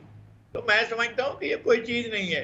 उनकी चूँकि सहूलतकारी हो रही है मुख्तलिफ इदारों की तरफ से, इसलिए वो जो चाहें कहते रहें। मासेस में जाएंगे, लोगों में जाएंगे, लोगों के दुख साथ में शरीक होते हैं। जब लोग दुख में होते हैं, कौन से सैलाब के ज़माने में एक बार भी किसी तरफ गए उनकी क़यादत या खुद लीडरशिप? नहीं गए, कभी भी नहीं गए। जब लोग बर्बाद हो रहे होते हैं, जब लोगों के घर बर्बाद हो रहे होते हैं, जब लोगों के रहन सहन बूदोबाश खत्म हो रही होती है, जब जो है वो हर तरफ मवेशी बहकर जा रहे होते हैं, जब बच्चे बहकर जा रहे होते हैं, ये आराम करते हैं, ऐश में रहते हैं, इनको कोई मसला नहीं होता है। और ये अवाम के साथ कभी भी नहीं होते हैं। आ जाए ना अवाम के साथ, खड़े हो जाए अवाम के साथ, अवाम के दुखों के इस हुकूमत कोई शक नहीं है। और लगारी साहब, एक और मामला भी है। नेशनल असेंबली में बजट इजलास शुरू हो चुका है, हुकूमत पास करवा पाएगी ये बजट? मैं समझता हूँ कि हुकूमत को कोई ज़्यादा खतरात लाहक नहीं है। पाकिस्तान पीपल्स पार्टी बहरहाल ऐसी कोशिश नहीं करेगी, क्योंकि बजट अगर पास नहीं होता है तो उसका उसी लम्हे हुकूमत जो है वो फेल हो जाएगी, ख़त्म हो जाएगी। हुकूमत जिस वक्त अगर बजट पास नहीं करती है कौमी असम्बली, तो एक लम्हा भी ताख़ीर नहीं होगी, उसी वक्त हुकूमत ख़त्म हो जाएगी और शहबाज शरीफ वज़ीर-ए-आज़म नहीं रहेंगे। तो ये बात जानते हैं सब कि अगर एक इतना बड़ा क्यास पैदा होता है, इतना बड़ा खला पैदा होता है, और पाकिस्तान की सियासत में इतना बड़ा रुकावट आती है, ब्लॉकेज आता है, तो मुल्क के लिए कितना खतरनाक होगा, ये बात पीपल्स पार्टी भी समझती है और दीगर लोग भी समझते हैं। अच्छा लगारी साहब, मैं अपनी नॉलेज के लिए पूछना चाहती हूँ, मेरे लिए खुद ही ये कंफ्यूजिंग सिचुएशन है कि कभी हमें दिखाई देता है कि पीपल्स पार्टी बैकफुट पे खेल रही है, वो असल में हुकूमत का हिस्सा ही है और हुकूमत और नून लीग की परफॉर्मेंस से, ये आपस की वो जो उनकी परफॉर्मेंस है उससे वो मुतमईन है, लेकिन साथ ही हमें मीडिया की हद तक जब खबरें सामने आती हैं तो नून लीग और इनके दरमियान कोई फड्डा भी दिखाई देता है। कल हसन मुर्तज़ा ने कहा कि नून लीग हमारी मरहून मिन्नत है, अगर हम ना होते तो ये तो हुकूमत क्या अडियाला जेल में होते। उसके रिस्पॉन्स में रांझा साहब ने भी यही कहा कि हम अकेले नहीं जाएंगे, अडियाला जेल आप लोग भी साथ जाएंगे। सो ये डबल स्टैंडर्ड्स हैं या ये क्या है, मुझे ये समझाइएगा प्लीज। नहीं, मेरे ख्याल में कि वो तो अपने अपने मकामात से अपनी अपनी जगह से बोल रहे हैं और उन्हें ये बोलने का राइट भी है, और ये कि ग्रीवेंसेस इस हुकूमत से तो अवाम की भी हैं, लोगों की भी हैं, आम आदमी की भी हैं, और हो सकता है कि पीपल्स पार्टी की भी हों, क्योंकि पीपल्स पार्टी तो कहती है हमारे साथ एक रिटन फार्मूला हुआ था तय और एक हमारा एग्रीमेंट हुआ था, उस एग्रीमेंट पर अमल नहीं हो रहा है। वो चाह रहे थे कि सराइकी सूबे में के बारे में पेशरफ्त की जाए, वो पेशरफ्त नहीं हो रही है। वो चाह रहे थे कि सराइकी सूबों में सूबे के अंदर जो मुजवजा सराइकी सूबा है उसके अंदर जितने भी अजला हैं उनमें पोस्टिंग ट्रांसफर के सिलसिले में उनसे मुशावरत की जाए। ये सब कुछ तय होने के बाद उनसे बात ही नहीं की जा रही है, ये अपनी जगह पर है, लेकिन मेरा नहीं ख्याल है कि पीपल्स पार्टी हुकूमत के गिराने में उसका हिस्सा बनेगी। सही। अच्छा, केपी की सूरत हाल पे आपके क्या कमेंट्स हैं, क्योंकि केपी की सूरत हाल परसों जो किया सीएम साहब ने, आपको क्या लगता है कि उसकी ज़रूरत थी? इससे पहले किसी सीएम ने ऐसे ग्रिड स्टेशन पे जाके अपना एहतजाज ही सही वो इस तरह रिकॉर्ड करवाया, इसकी ज़रूरत थी? मेरा ख्याल है कि ये अनवांटेड था, इसको नहीं होना चाहिए था। असल में ये एक किस्म की सिविल नाफरमानी है, लेकिन हुकूमत को भी ये देखना चाहिए कि जो सूबा बिजली पैदा कर रहा है, अगर उसका वजीर आला खुद ये कह रहा है कि 12 घंटे तक की लोड शेडिंग को बर्दाश्त करेंगे, तो खुदा के वास्ते रहम करें, इतना तो हुकूमत भी ना करे ना। ये और जो उनका लगारी साहब मुतालिबा ही यही था सीएम साहब का कि हमारे जो 1600 अरब रुपए हैं वो भी हमें वफाक नहीं दे रहा है, और साथ ही फिर लोड शेडिंग के उनके दो ही मुतालिबात हैं। तो ये वफाक क्यों उनको ये पैसे सूबे के जो बनते हैं वो नहीं दे देता? ये तो फिर बहुत ही बुरी सूरत हाल हो जाएगी कि एक सूबे को हमने बिल्कुल अलग कर दिया। हुकूमत हवा दे रही है इस सूरत हाल को। हुकूमत किसी भी सूरत में किसी भी सूबे के फंड्स नहीं रोक सकती है। जो एलोकेशन है एनएफसी अवार्ड के तहत, इसको भी रिव्यू होना है। अब भी मेरे ख्याल में वफाक बहुत ज्यादा खर्च करता है। वफाक सूबों के सारे बजट सब काम सूबों ने करने हैं, तालीम, सेहत, सोशल वेलफेयर, बल्दियात, गली मोहल्ला, बैस, सब कुछ फराहम सूबों ने करना है। वफाक कुछ भी नहीं करता है। वफाक का बजट सूबों के तमाम सूबों के बजट को मिलाकर भी उससे भी दुगना होता है। तो वफाक करता क्या है? वफाक क्या चीज करता है? ये वजीरों को अल्ल तल्ले ये सारे के सारे जो बैठकर अपने साथ आगे पीछे जो है गार्ड लगा रखे होते हैं। दुनिया में ऐसा कहाँ होता है जिस तरह का प्रोटोकॉल यहाँ के हुक्मरान लेते हैं, जिस तरह के यहाँ पर अखराजात होता है हुक्मरानों के ऊपर। तो ये सारा कुछ हुक्मरानों पर खर्च होता है, आवाम को लूटा जाता है और सूबों को नहीं दिया जाता है। और वफाक खुद बैठकर जो मैं आपसे यही सवाल भी पूछने लगी थी लगारी साहब कि हुकूमत ने अपना जो बजट है, जो अपने आमदनी जो है वो 9,129 अरब रुपए, ये एग्जैक्टली अगर मैं फिगर्स कोट करूं तो ये है, और अखराजात जो है वो अब बढ़ा के कर दिए जी 18,870 अरब रुपए, डबल कर दिया। इन शॉर्ट हम कह सकते हैं 9 अरब से बढ़ाकर 18 अरब रुपए कर दिया गया। हुकूमत ने अपने एक्सपेंडिचर्स पे कोई भी कट नहीं लगाया और आवाम पे इस तरह बोझ डाल दिया। ये बजट पेश करने जा रहे हैं ये लोग। इनके तो मुझे लगता है कि अब ये भी शायद करने लग जाएंगे कि जो वजीर आज़म रहा, जो चेयरमैन सेनेट रहा, जो कभी इनका मेंबर रहा, कभी वजीर रहे, उनके बच्चों को भी ये मराहत मिलती रहेंगी। ये लग रहा है कि जिस तरह की मराहत 8 मुलाजिम, गार्ड, फुला, भाई तुम लोगों ने क्या करना है इस मुल्क का? और इस मुल्क के साथ हुआ क्या है कि क्या बात है कि जनाब आपके रिटायरमेंट के बाद भी आप देखें तो सही मुलाजमीन की एक फौज जफर मौज इनके साथ होती है। ये क्या तरीक़ाकार है? और सरकार उसको पे करती है, उनके मुलाजमीन को तनख्वाहें दी जाती हैं, उनके मुलाजमीन को सारा कुछ जो उनकी ज़ाती खिदमत, पानी भरने वाला, कपड़े धोने वाला, जूता साफ करने वाला, जूता पॉलिश करने वाला, इनके लिए अलग अलग बंदे इन्होंने रख रखे हैं और रिटायर होने के बाद रख रखे हैं, और उसके बाद भी इनके मजे होते हैं। भाई ये क्या चीज़ है? ये मुल्क है भाई, यतीम खाना नहीं है कि लोगों को कंधों पर बिठाकर पाला जाए। हमारे हुक्मरानों की परवरिश कितनी है, हुक्मरान अपने आप को कुर्बान करके कौम की खिदमत करते हैं। हमारे हुक्मरान अवाम को कुचल कर, उनकी आखिरी निवाला छीन कर, उसके बच्चों का दूध छीन कर जो है ये हुक्मरानी करते हैं। ये तो बहुत बेरहमाना वारदात है। रियासत के इस अमल के खिलाफ अवाम रिटिलिएट करेंगे, अवाम बाहर निकलेंगे। और इनकी नहीं, ये तो बिल्कुल कोई चीज़ नहीं है। इन लोग तो सियासी लोग भी नहीं है। इनके खिलाफ इनके होते हुए नहीं निकलेंगे, लोग अपनी क़यादत खुद पैदा करेंगे और एक दिन ऐसा होगा। जी लगारी साहब, अच्छा पाकिस्तान मुस्लिम लीग नून के सीनियर रहनुमा, साबिक सीनियर रहनुमा आप कह सकते हैं, ज़ुबैर साहब, उन्होंने कल एक निजी टीवी चैनल पर इंटरव्यू दिया। बहुत इंपॉर्टेंट कुछ इंकशाफात उन्होंने किए, मैं चाहती हूँ आप उन पर कमेंट करें। पहले सुनते कि उन्होंने कहा क्या। जी लगारी साहब, एक और एक्सटेंशन दे देंगे, क्या कमेंट है आपका इस पे? घर के भी नहीं बोल रहे हैं और ये उन्हीं का असासा है जो बोल रहे हैं। अब इनको कहा जाएगा, कोई और जुबान दी जाएगी वो बोलेंगे। इनको कहा जाएगा कि जनाब आप नवाज शरीफ के तराने कहें, वो फौरन तराने कहना शुरू कर देंगे। वो हर कोई अपनी अपनी कॉन्स्टिट्यूंसी से बोलता है। ये जहाँ से बोलते हैं उनका जो मरकज और महवर जो है वो नवाज शरीफ नहीं थे, और उस वक्त भी नहीं जब ये इनके साथ थे, और उस वक्त भी कहीं और से बोल रहे थे, अब भी कहीं और से बोल रहे हैं और इसी तरह बोला करते हैं। इनके वालिद साहब भी इसी तरह किया करते थे, जहाँ से इनके वालिद की कॉन्स्टिट्यूंसी थी यहाँ से उनकी कॉन्स्टिट्यूंसी है। ये दोनों भाई इस वक्त वो हैं, अल्लाह ताला उन्हें सेहत दे असद उमर साहब को, और ये भी वही हैं। ज़ुबैर साहब भी कुछ मुख्तलिफ नहीं है, वो अपनी पार्टी के खिलाफ बोल रहे हैं लेकिन असल अपनी जगह से बोल रहे हैं, अपने मकाम से और अपनी उस जगह से जहाँ से वो बिलोंग करते हैं वहाँ से बोल रहे हैं। अच्छा लगारी साहब, एक और नई जमात बनने जा रही है शाहिद खाकान अब्बासी साहब की। अब आपको क्या लगता है ज़ुबैर साहब भी उस जमात में शामिल हो जाएंगे? मैं सिर्फ ये अर्ज करता हूँ, मुझे एक बात समझ में नहीं आती है कि शाहिद खाकान अब्बासी साहब के वालिद साहब पाकिस्तान की फिजाइया में मुलाजिम थे, हाँ जी, और मरी के रहने वाले थे। उनकी कितनी जायदाद होगी मुझे अंदाज़ा नहीं है। ये कैसे हो सकता है कि एक सरकारी मुलाजिम का बेटा अपनी एयरलाइन बना दे? वो ज़राए कौन से हैं? जब इन्होंने अपने असासे डिक्लेयर किए थे तो इस्लामाबाद का मकान 3 लाख रुपए का दिया था, उसी वक्त को लोग 3 करोड़ देने को तैयार थे, 30 करोड़ देने को तैयार होंगे अब तो। लेकिन मुल्क के साथ मजाक हो रहा है, जाएं वो भी करेंगे। उन्होंने भी एक डबली बनानी है, बनाएं, अपनी मस्जिद बनानी है, बना लें, और उसमें कुछ भी नहीं होगा। हाँ, अगर बादशाह घर चाहेंगे तो उसको बादशाह बना देंगे, वज़ीर आज़म बना देंगे, ले आएंगे, और इनको ले आए थे अब इनको भी ले आएंगे, उसमें कौन सा मसला है? लेकिन ये वो पाकिस्तान तहरीक इंसाफ पार्लियामेंटेरियन जमात ही लग रही है हमें। नून लीग से अलग हुए, नून लीग के पुराने यार जो हैं वो एक साथ वहाँ पे जाके इकट्ठे होने जा रहे हैं अब।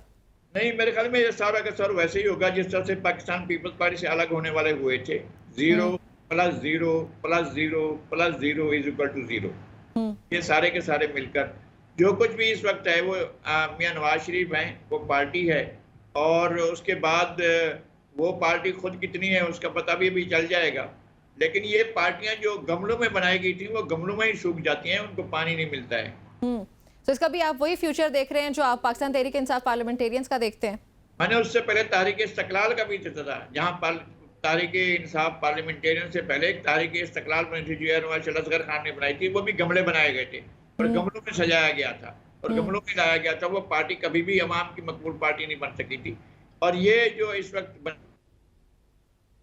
जी अवाम की मकबूल कैसे उन्होंने ये उसको तो चले तारीख इंसाफ पार्लियामेंटेरियन बनी थी, ये जो IPP बनी थी, IPP जी बिल्कुल, क्या हुआ IPP इस्तेकाम है पाकिस्तान पार्टी, उसका क्या बना था? उसको जो उनको सीटें दिलवाई गई थी वो भी 2-4 सीटें, और उसकी बुनियाद पर वो अपना हक भी समझ रहे हैं। मेरे ख्याल में आजकल जहांगीर तरीन साहब अच्छा काम कर रहे हैं, वो अपने इलाके में एक बड़ा एजुकेशन के महाज पर बड़ा काम कर रहे हैं। वो एक अच्छी बात है, सियासत में वो कुछ डिलीवर नहीं कर सके थे। और इसी तरह से शायद खाकान अब्बासी अगर मरी की खिदमत करें, बड़े वसाइल हैं उनके पास, और अपने लोगों की खिदमत करें तो ज़्यादा बेहतर होगा। सियासत में उनका मकाम कुछ भी नहीं है। बिल्कुल ऐसे ही हो गया। ठीक है, आपका बहुत शुक्रिया अपना शेयर करने के लिए नज़ीर लगारी साहब। नाज़रीन, गुफ्तगू आपने सुनी है। शाहिद खाकान अब्बासी साहब की भी एक नई जमात हमारे सामने आने लगी है। मिफ्ता इस्माइल साहब ने उसके इनाग्रेशन के हवाले से या उसके आगाज़ के हवाले से, बनने के हवाले से तफसीलात शेयर कर भी दिए। देखते हैं क्या होता है। फ़िलहाल हम प्रोग्राम में एक ब्रेक शामिल करते हैं। सियासत में क्या होता रहेगा आपको डेली बेसिस पे अपडेट भी करते रहेंगे।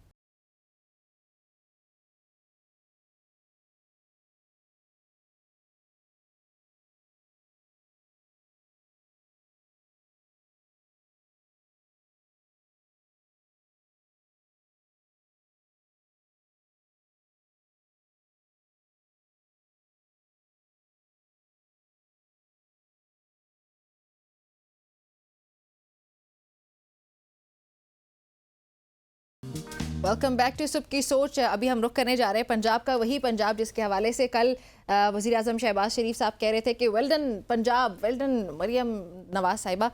तो उन्हीं के पंजाब में अभी कुछ हॉस्पिटल्स का इशू भी चल रहा है। तमाम ओपीडीज जो हैं वो बंद कर दी गई हैं पंजाब भर की, बल्कि पूरी बात करूंगी। सेहत के जो मामलात हैं वो बुरे से बुरे होते चले जा रहे हैं। पहले भी इस पर हम काफ़ी बार प्रोग्राम कर चुके हैं, सेगमेंट्स डिफरेंट कर चुके हैं, डॉक्टर से बातचीत कर चुके हैं कि क्या ऐसे मसाइल हैं जो कि हल नहीं किए जा रहे। सो ये जो प्रोजेक्ट्स हैं इनको इनिशिएट तो कर दिया जाता है, लेकिन मरियम साहिबा को यहाँ पर नज़र भी धरनी चाहिए कि सेहत और तालीम बड़ी बेसिक चीज़ें जो जिन पर ये मसाइल नहीं होने चाहिए। खैर, पंजाब भर में इस वक्त डॉक्टर्स की हड़ताल जो वो जारी है, अभी तक जारी है। पहले भी हमने इस पर बात की थी और उसकी वजह से ओपीडीज़ को बंद कर दिया गया। ओपीडीज़ बंद रहीं, मरीज़ ईद के मौके पर भी ख़वार होते रहे और जो ऑपरेशंस हैं वो अभी तक नहीं हो पा रहे, मुअत्तल हैं। जनरल हॉस्पिटल हो या फिर कोई चिल्ड्रन हॉस्पिटल हो, जिना हॉस्पिटल की अगर हम बात करें लाहौर, तो तमाम ये जो सरकारी हॉस्पिटल्स हैं इनकी ओपीडीज़ फ़िलहाल तक बंद है। दूसरी जानिब साहिवाल का अगर रुख किया जाए तो साहिवाल टीचिंग हॉस्पिटल, वहाँ पर भी आतिश ज़दगी का एक वाक़या रिपोर्ट हुआ था और उसके बाद बिलाजवाज़ जो साथी उनकी गिरफ्तारियां हुई और उन पर तशद्दुद के नतीजे में साहिवाल मेडिकल कॉलेज के प्रिंसिपल जो हैं उनकी जानिब से भी हमें जो या फिर प्रिंसिपल के साथ ही फैकल्टी मेंबरान, सीनियर जो रजिस्ट्रार्स हैं, मेडिकल ऑफिसर्स हैं, नर्सिंग स्टाफ है, पैरामेडिकल स्टाफ है, दीगर एडमिनिस्ट्रेशन से मुतालिक जो भी अहदेदारान हैं, उनके एहतजाज वो भी सामने आया और उन्होंने अपने इस्तीफ़े सेक्रेटरी हेल्थ को भिजवा दिए हैं। अब इन तमाम तर मामलात पे हम अभी बात करेंगे। लाहौर से हमारे रिपोर्टर हैं अली नासिर, उन्होंने हमें ज्वाइन किया। अली, अस्सलाम वालेकुम। जी वालेकुम अस्सलाम। अली, अपने इब्तिदाई में मैंने अच्छी खासी इन्फॉर्मेशन नाज़रीन के साथ शेयर कर दी है। आप बताएं कि आपके पास क्या इन्फॉर्मेशन है, अभी तक कौन कौन सी जगहों पर हड़ताल जारी है और ये कब से जारी है? जी बिल्कुल, पंजाब समेत लाहौर के तमाम सरकारी अस्पतालों में इस वक्त ओपीडी मुकम्मल तौर पर बंद हैं। हड़ताल की कॉल दी गई है। कल भी हड़ताल थी, लेकिन जो मुतालबात यंग डॉक्टर्स ने रखे थे वो पूरे नहीं हुए। महकमा सेहत की जानिब से जो रिएक्शन देखने में नजर आया, उन्होंने कहा कि ये एहतजाज अपना जारी रखना चाहते हैं तो रखें, इनके मुतालबात किसी किस्म के कोई पूरे नहीं किए जाएंगे। तो इसके बाद उन्होंने आज भी हड़ताल की कॉल दे दी है और ओपीडी मरीज परेशान है। जो लाहौर के बड़े बड़े हॉस्पिटल हैं, इनमें जनरल हॉस्पिटल है, म्यू हॉस्पिटल, जिला अस्पताल, सर्विसेज अस्पताल, गंगाराम अस्पताल के इस वक्त आउटडोर मुकम्मल तौर पर बंद हैं। इसके अलावा PIC, लेडी एचयूसन अस्पताल में भी काम बंद है। यंग डॉक्टर्स का सिर्फ यही मुतालबा है कि वज़ीर-ए-आला पंजाब एक तो मरियम नवाज हमसे माफ़ी मांगे, अगर नहीं माफ़ी मांगेंगे तो ओपीडीज बंद रहेंगे। मरियम नवाज ने प्रिंसिपल समेत सीनियर अफसराजा को जो हथकड़ियाँ लगवाई हैं, मरियम नवाज पूरी डॉक्टर कम्युनिटी की जो उन्होंने बेइज्जती की है, इस पर वो माफ़ी मांगे, ये यंग डॉक्टर्स मुतालबात कर रहे हैं। इसके अलावा उन्होंने ये भी मुतालबा किया है कि जो मुलविस अफराद है, जो वाक़या साहिवाल के अंदर हुआ, जिसके अंदर डॉक्टर्स को गिरफ्तार किया गया, उसकी जो इंक्वायरी हो रही है वो शफाफ नहीं हो रही। जो असल मुलजिम है उनको पकड़ा नहीं जा रहा, डॉक्टर्स को तशद्दुद बनाया जा रहा है, उनकी गिरफ्तारियां की जाती हैं। तो इससे ये भी जो उनकी चीज़ें गलत है और फिल फॉर उनको रिहा किया जाए और इस चीज़ पर भी हमसे माफ़ी मांगी जाए और इसकी मुकम्मल इंक्वायरी की जानी चाहिए। डॉक्टर्स को सियासी इंतकाम का निशाना ना बनाया जाए और डॉक्टर और नर्सेज जो सस्पेंड की गई थी हुकूमत पंजाब की जानिब से, उनको फौरी तौर पर रिहा किया जाए। जब कल इनके मुतालबात पूरे नहीं हुए थे, डॉक्टर्स ने 46 के करीब ऐसे डॉक्टर जिन्होंने अपने इस्तीफे हेल्थ सेक्रेटरी को भिजवा दिए हैं और काम करने से इनकार कर दिया है। लेकिन आज भी यही सूरत हाल है कि जो महकमा सेहत और इनके मुतालबात अभी तक नहीं माने हैं। अब देखना यह है कि ये हड़ताल अब कब तक जारी रखेंगे, जबकि यंग डॉक्टर्स का ये कहना है कि अगर हमारे मुतालबात पूरे नहीं होंगे तो ये चाहे हफ्ता लग जाए, महीना लग जाए, हम एहतजाज करते रहेंगे। हड़ताल भी रहेगी, ओपीडीज भी बंद रहेंगी, अस्पताल में ये एहतजाज करते रहेंगे और आवाम ख्वार होते रहेंगे। ईद की सूरत हाल बताइएगा, ईद पे क्या सूरत हाल रही? ईद के मौके पे भी हॉस्पिटल्स वगैरह बंद रहे, क्योंकि हमने मुतअद्दिद रिपोर्ट्स देखी हैं, खबरें देखी हैं जहाँ पे ईद के मौके पर ज़्यादातर लोगों के बीमार होने की और ख़ास तौर पे खाने पीने की वजह से ज़्यादा मसाइल सामने आते रहे। सो हॉस्पिटल्स की यही सूरत हाल थी? जी, ईद वाले दिन भी तकरीबन यही सूरत हाल थी, लेकिन यंग डॉक्टर्स के उस वक्त जो कम्युनिटी थी उनमें कुछ लोग ये इत्तेफाक करते थे कि ईद के दिन गुजर जाएं, आप ओपीडीज के अंदर काम करें, जबकि कुछ ऐसे यंग डॉक्टर्स हैं जिनका ये कहना था कि चले हम अभी से अपनी स्ट्राइक का आगाज करेंगे तो किसी नतीजे पर पहुंचेंगे। बाल एमरजेंसी खुली रही थी, कई ऐसे हॉस्पिटल थे जिसके अंदर गंगाराम हॉस्पिटल आ जाता है, जनरल अस्पताल आ जाता है, यहाँ पर ओपीडीज वगैरह वर्किंग कर रही थी। लेकिन कई ऐसे हॉस्पिटल थे जहाँ पर ओपीडीज नहीं थे, मरीजों को खुआरी का सामना करना पड़ा था। वैसे भी ईद के दिन के मौके पर लोग जो उनसे ज्यादातर खाने पीने की वजह से ही बीमार होते हैं, एक दूसरे से मिलने मिलाने में लगे रहते हैं, तो वो सूरत हाल देखने में नजर नहीं आती जो दूसरे शहरों से जो मरीज अब जो आ रहे होते हैं। तो इस वजह से जो यंग डॉक्टर्स है उन्होंने ईद वाले दिन तो इतनी ज्यादा स्ट्राइक नहीं की, लेकिन कुछ ऐसे यंग डॉक्टर्स है जो कम्युनिटी थी जिन्होंने ये इनकार कर दिया था कि हम ओपीडी के अंदर काम करेंगे, अस्पतालों में काम करेंगे जब तक हमारे मुतालबा अच्छा, अली आपने अभी स्टार्ट में कहा था, माजरत के साथ आपको इंटरप्ट किया है, कि ये जो डॉक्टर्स इनकी अब ये भी डिमांड है कि मरियम साहिबा जो है वो माफ़ी मांगे हमसे, जब तक वो ये सब नहीं करती तब तक एहतजाज जारी रहेगा। ये माफ़ी का मुतालबा कहीं इस वजह से भी तो नहीं किया जा रहा क्योंकि जो उससे पहले भी एहतजाज होते रहे तो डॉक्टर्स के खिलाफ क्रैकडाउन किया गया पंजाब गवर्नमेंट की तरफ से, इसलिए शायद अभी ये ज़्यादा गुस्से में आ चुके हैं डॉक्टर्स? जी बिल्कुल। एक तो साहिवाल के अंदर जो इंसिडेंट हुआ और उसके बाद खानेवाल के अंदर जो 3 बच्चों की हलाकत हुई, जिसके बाद स्टाफ जो नर्स की गिरफ्तारी सामने आई, तो इसके बाद उनका बेसिकली हड़ताल ये थी। लेकिन जब इन्होंने हड़ताल की, एहतजाज की, तो उसके बाद भी कई डॉक्टर्स गिरफ्तार किए गए मुख्तलिफ शहरों से। तो जिसके बाद उन्होंने अब ये मुतालबा किया कि पहले भी इनको माफी मांगनी चाहिए जब हम एहतजाज कर रहे हैं या हड़ताल कर रहे हैं, उसके बाद भी प्रिजन वैन भेजकर डॉक्टर्स को गिरफ्तार किया गया। इसके ऊपर भी मरियम नवाज माफी मांगे और साथ साथ ये भी मुतालबा कर रहे हैं कि आए रोज डॉक्टर्स को डॉक्टर्स पर जो तशद्दुद होता है कि जब वो मरीजों का इलाज कर रहे होते हैं, अगर अल्लाह ना करे कोई नाखुशगवार वाकया पेश आ जाता है तो मरीजों की जानिब से जो मरीजों के घर वाले होते हैं वो भी डॉक्टर्स को अक्सर तशद्दुद का निशाना बना देते हैं। तो इस पर भी इनका ये मुतालबा है कि हमारी एक तो सिक्योरिटी बढ़ाई जाए और जो कुछ हमारे साथ हो रहा है, एक तो गवर्नमेंट हमारे साथ इस तरह कर रही है, वो भी हमसे माफी मांगो। हुकूमत से जायज मुतालिबात हैं, डॉक्टर्स के कुछ जायज मुतालिबात हैं। डॉक्टर उसके प्रेसिडेंट है यंग डॉक्टर्स एसोसिएशन के, वो भी हमें ज्वाइन कर रहे हैं। साथ ही उसामा, अस्सलाम वालेकुम। उसामा, आप हमें सुन पा रहे हैं? जी अस्सलाम वालेकुम। जी वालेकुम सलाम। उसामा बताइएगा अब। जी उसामा, आपको मेरी आवाज आ रही है? जी बिल्कुल आ रही है। अच्छा उसामा बताइएगा, अभी रिपोर्टर से बात हो रही, लाहौर से हमारे रिपोर्टर है, वो हमें बता रहे थे कि आप लोगों के कुछ मुतालिबात हैं, उनकी जुबानी हमने सुने, लेकिन मैं चाहूंगी आप भी बताएं कि आपके क्या मुतालिबात हैं और ये एहतजाज कब से चल रहा है और कब तक करने का इरादा है आप लोगों का? मैडम मैं बताते चलूँ, ये सानिया साहिवाल जो पेश आया, ये मरीम नवाज ने विजिट किया साहिवाल का बिफोर ईद, और यहाँ पे हमारे एक वाकया हुआ था, कोई 7 दिन पहले चिल्ड्रन वार्ड में एक आग लगी। उस आग लगने के बाद बच्चों को बड़ी अच्छी तरह से इवैक्यूएट किया गया, उनको ट्रीटमेंट दी गई और किसी बच्चे की डेथ उस वजह से नहीं हुई। और इसका जो बयान है, हमारे कमिश्नर साहब जो लोकल इंतजामिया है, डीपीओ हैं, हमारे डीसीओ हैं, इनका वीडियो बयान मौजूद हैं ऑन द स्पॉट के कोई डेथ जो है वो आग लगने की वजह से नहीं हुई।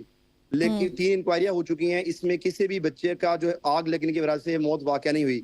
लेकिन मरीम नवाज साहिबा ने यहाँ पे विजिट किया साहिवाल में और खुद इंक्वायरी की 3 घंटे की, और 3 इंक्वायरी को पीछे छोड़ के उन्होंने 3 घंटे की इंक्वायरी में साबित किया कि डॉक्टर को एमबीबीएस के साथ इलेक्ट्रिशियन की डिग्री भी कर लेनी चाहिए, क्योंकि आग लगने का जो जिम्मेदार है वो डॉक्टर है, बेड ना होने के जिम्मेदार डॉक्टर है, अद्वियात ना होने के जिम्मेदार डॉक्टर है। ये पुरानी बिल्डिंग हम बारहा एहतजाज कर चुके हैं, हम इक्तदार जो बरसर इक्तदार इंतजामिया है, हम इनको बता चुके हैं कि यहाँ जो पुरानी बिल्डिंग है, यहाँ पे रिवैम्पिंग के नाम पे जो लूट मार की जा रही है अरबों के नाम पे, गवर्नमेंट ने दवाइयाँ अस्पताल में बिल्कुल नहीं दी, दवाइयाँ नापैद हैं, सहूलियात नापैद हैं, लेकिन रिवैम्पिंग के नाम पे अरबों रुपए खाए गए हैं। और उसी वजह से यहाँ पे पुरानी बिल्डिंग में जब ओवरलोडिंग करेंगे, आप न्यू मशीन्स लगाएंगे पुरानी बिल्डिंग्स के अंदर, तो ये चीजें ऐसे ही होंगी। लेकिन अल्लाह का शुक्र है, ऑन द स्पॉट जो है हमारे वर्कर्स ने, हमारे डॉक्टर्स ने जख्मी हुए हैं, बच्चों को इवैक्यूएट किया। उसकी सजा हमें ये दी गई कि हमारे असातिज़ा को, हमारे प्रिंसिपल को, जिन्होंने 20-20 साल इस शोबे को दिए हैं, पूरी जिंदगी के लिए सर्व किया, उनको हथकड़ियां लगा बिल्कुल डॉक्टर का शोबा ही ऐसा है जो इंसानियत को सर्व करने के लिए होता है, सबसे खूबसूरत शोबा है ये, इसमें कोई शक नहीं है। उसामा, लेकिन आप लोगों की जो इस्तीफे की हमारे सामने खबरें आ रही हैं, वो लिए गए या आप लोगों ने दिए, वो क्या मामला है, उस पर जरा प्लीज रोशनी डालिएगा। मैडम ये हमारी वाइट कोर्ट की डिग्निटी का फैसला है। ये गवर्नमेंट, मरीम नवाज साहिबा की गवर्नमेंट ने जो बर्बरियत का मुजाहिरा किया शहबाज शरीफ के दौर में, पब्लिक सर्विस कमीशन शहबाज शरीफ साहब ने बनाया, उसके मुताबिक किसी डॉक्टर को आप गिरफ्तार नहीं कर सकते। लेकिन इन्होंने अपनी सिर्फ डिक्टेटरशिप, सिविल डिक्टेटरशिप शो करने के लिए डॉक्टर्स को हथकड़ियां लगवाई। ये पूरे पाकिस्तान की हिस्ट्री में पहली दफा हुआ है कि किसी भी प्रोफेसर को हथकड़ियां लगाकर आप यहाँ से ले गए हों। डॉक्टर अख्तर महबूब हमारे एसोसिएट प्रोफेसर हैं, he is the MS of hospital, and doctor Imran Hasan Khan, he is professor and he is principal of Sahiwal teaching hospital. इनको हथकड़ियां लगाकर यहाँ से हिफ्ज़े बिजा में रखा गया, और हमें गवर्नमेंट से ये इस्तदा है कि गवर्नमेंट इस पे माफी मांगे। पुलिस ने जो बर्बरियत का मुजाहिरा किया, हमारे डॉक्टर्स की हड्डियां तोड़ी। उसामा, ऐसा कर क्यों रही है गवर्नमेंट आप लोगों के साथ? ये हमारी समझ से बालातर है, क्योंकि उन्होंने अवाम को सिर्फ शौदाबाजियों के लिए जो है वो अपनी कुछ चीज अद्वियात नहीं दे सकते, ये बुनियादी जरूरियात नहीं दे सकते, लैब फ्री नहीं दे सकते।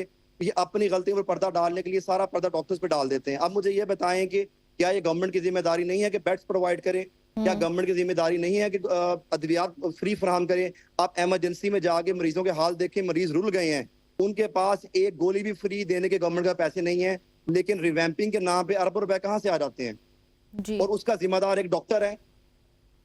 अच्छा, अभी की क्या सूरत हाल है उसामा हॉस्पिटल्स की? प्लीज़ अगर आप अपनी ज़ुबान में अपडेट कर सकें, कौन कौन सी जगह पे हड़ताल जारी है और फिर मरीज़ क्या करें वहाँ पे, इंतज़ामिया कैसे डील कर रही है वो तमाम तर मरीज़ों से? और ईद के मौके पे मरीज़ों की तादाद भी आई एम श्योर कि ज़्यादा हो चुकी है। जी मैडम, अनफॉर्चुनेटली अच्छा, ऊपर से गर्मी हम भी नहीं बहुत चाहते ज़्यादा है, कि- तो गर्मी की वजह से भी मरीज़ जो है वो ज़्यादा है। जी बिल्कुल, आप सही कह रही हैं। हमारे यहाँ पे इंडोर और आउटडोर की कंप्लीट स्ट्राइक है साहिवाल के अंदर। हम इमरजेंसी में पेशेंट्स को देख रहे हैं, जो सीरियस पेशेंट है वो बिल्कुल निगलेक्ट नहीं हो रहे हैं। हमने पहले भी इमरजेंसीज बंद नहीं की, से हमारी इंडोर और आउटडोर की जो है वो स्ट्राइक चल रही है और हमारा गवर्नमेंट से अच्छा, ये जब आप इंडोर और आउटडोर कह रहे हैं, हमारा पहला प्लीज ये मैं समझ नहीं पा रही हूँ, जब आप ये इंडोर और आउटडोर की स्ट्राइक चल रही है, ये प्लीज थोड़ा सा एक्सप्लेन कर दीजिएगा।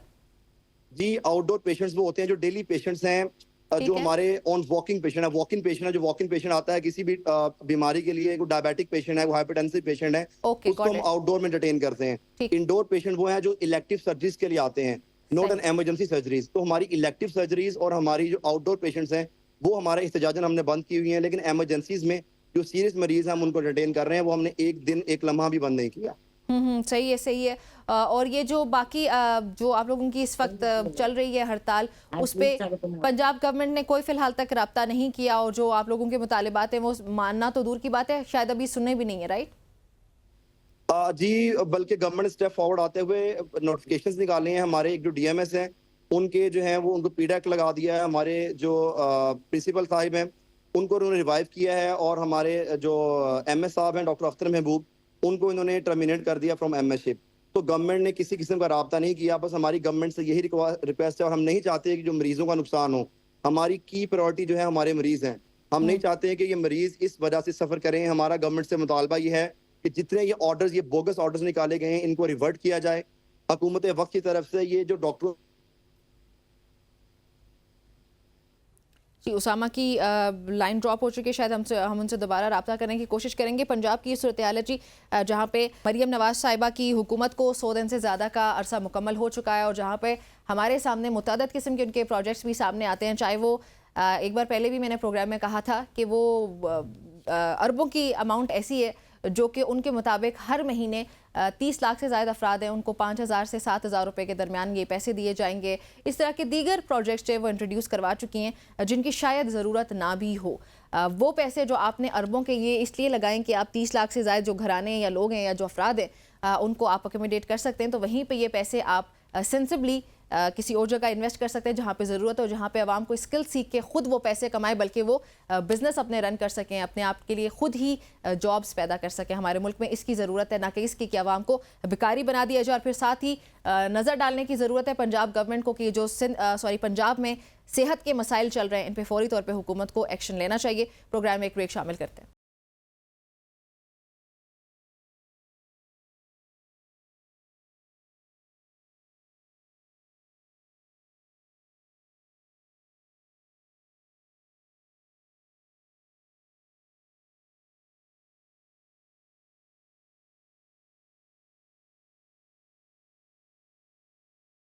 वेलकम बैक टू सबकी सोच। अभी हम रुख करने जा रहे हैं पेशावर हाई कोर्ट का, जहां पे सोशल मीडिया प्लेटफॉर्म टिकटॉक पर बंदिश की दरख्वास्त पर समाअत हुई है। और आपको ये भी बताती चलूं कि टिकटॉक हम सब में से ज़्यादातर लोग यूज़ करते हैं और बेदरेग इस्तेमाल करते हैं। तो ये केस इंतहाई अहम है, क्योंकि ये टिकटॉक की बंदिश पर ये जो दरख्वास्त है उसकी समाअत हुई है। ये समाअत हो चुकी है, और समाअत जो है पेशावर हाई कोर्ट के चीफ जस्टिस इश्तियाक इब्राहिम और जस्टिस साहिबजादा असदुल्ला ने की है। जो दरख्वास्त गुजार हैं उनके वकील ने अदालत से ये रिक्वेस्ट की कि टिकटॉक को बंद कर दिया जाए।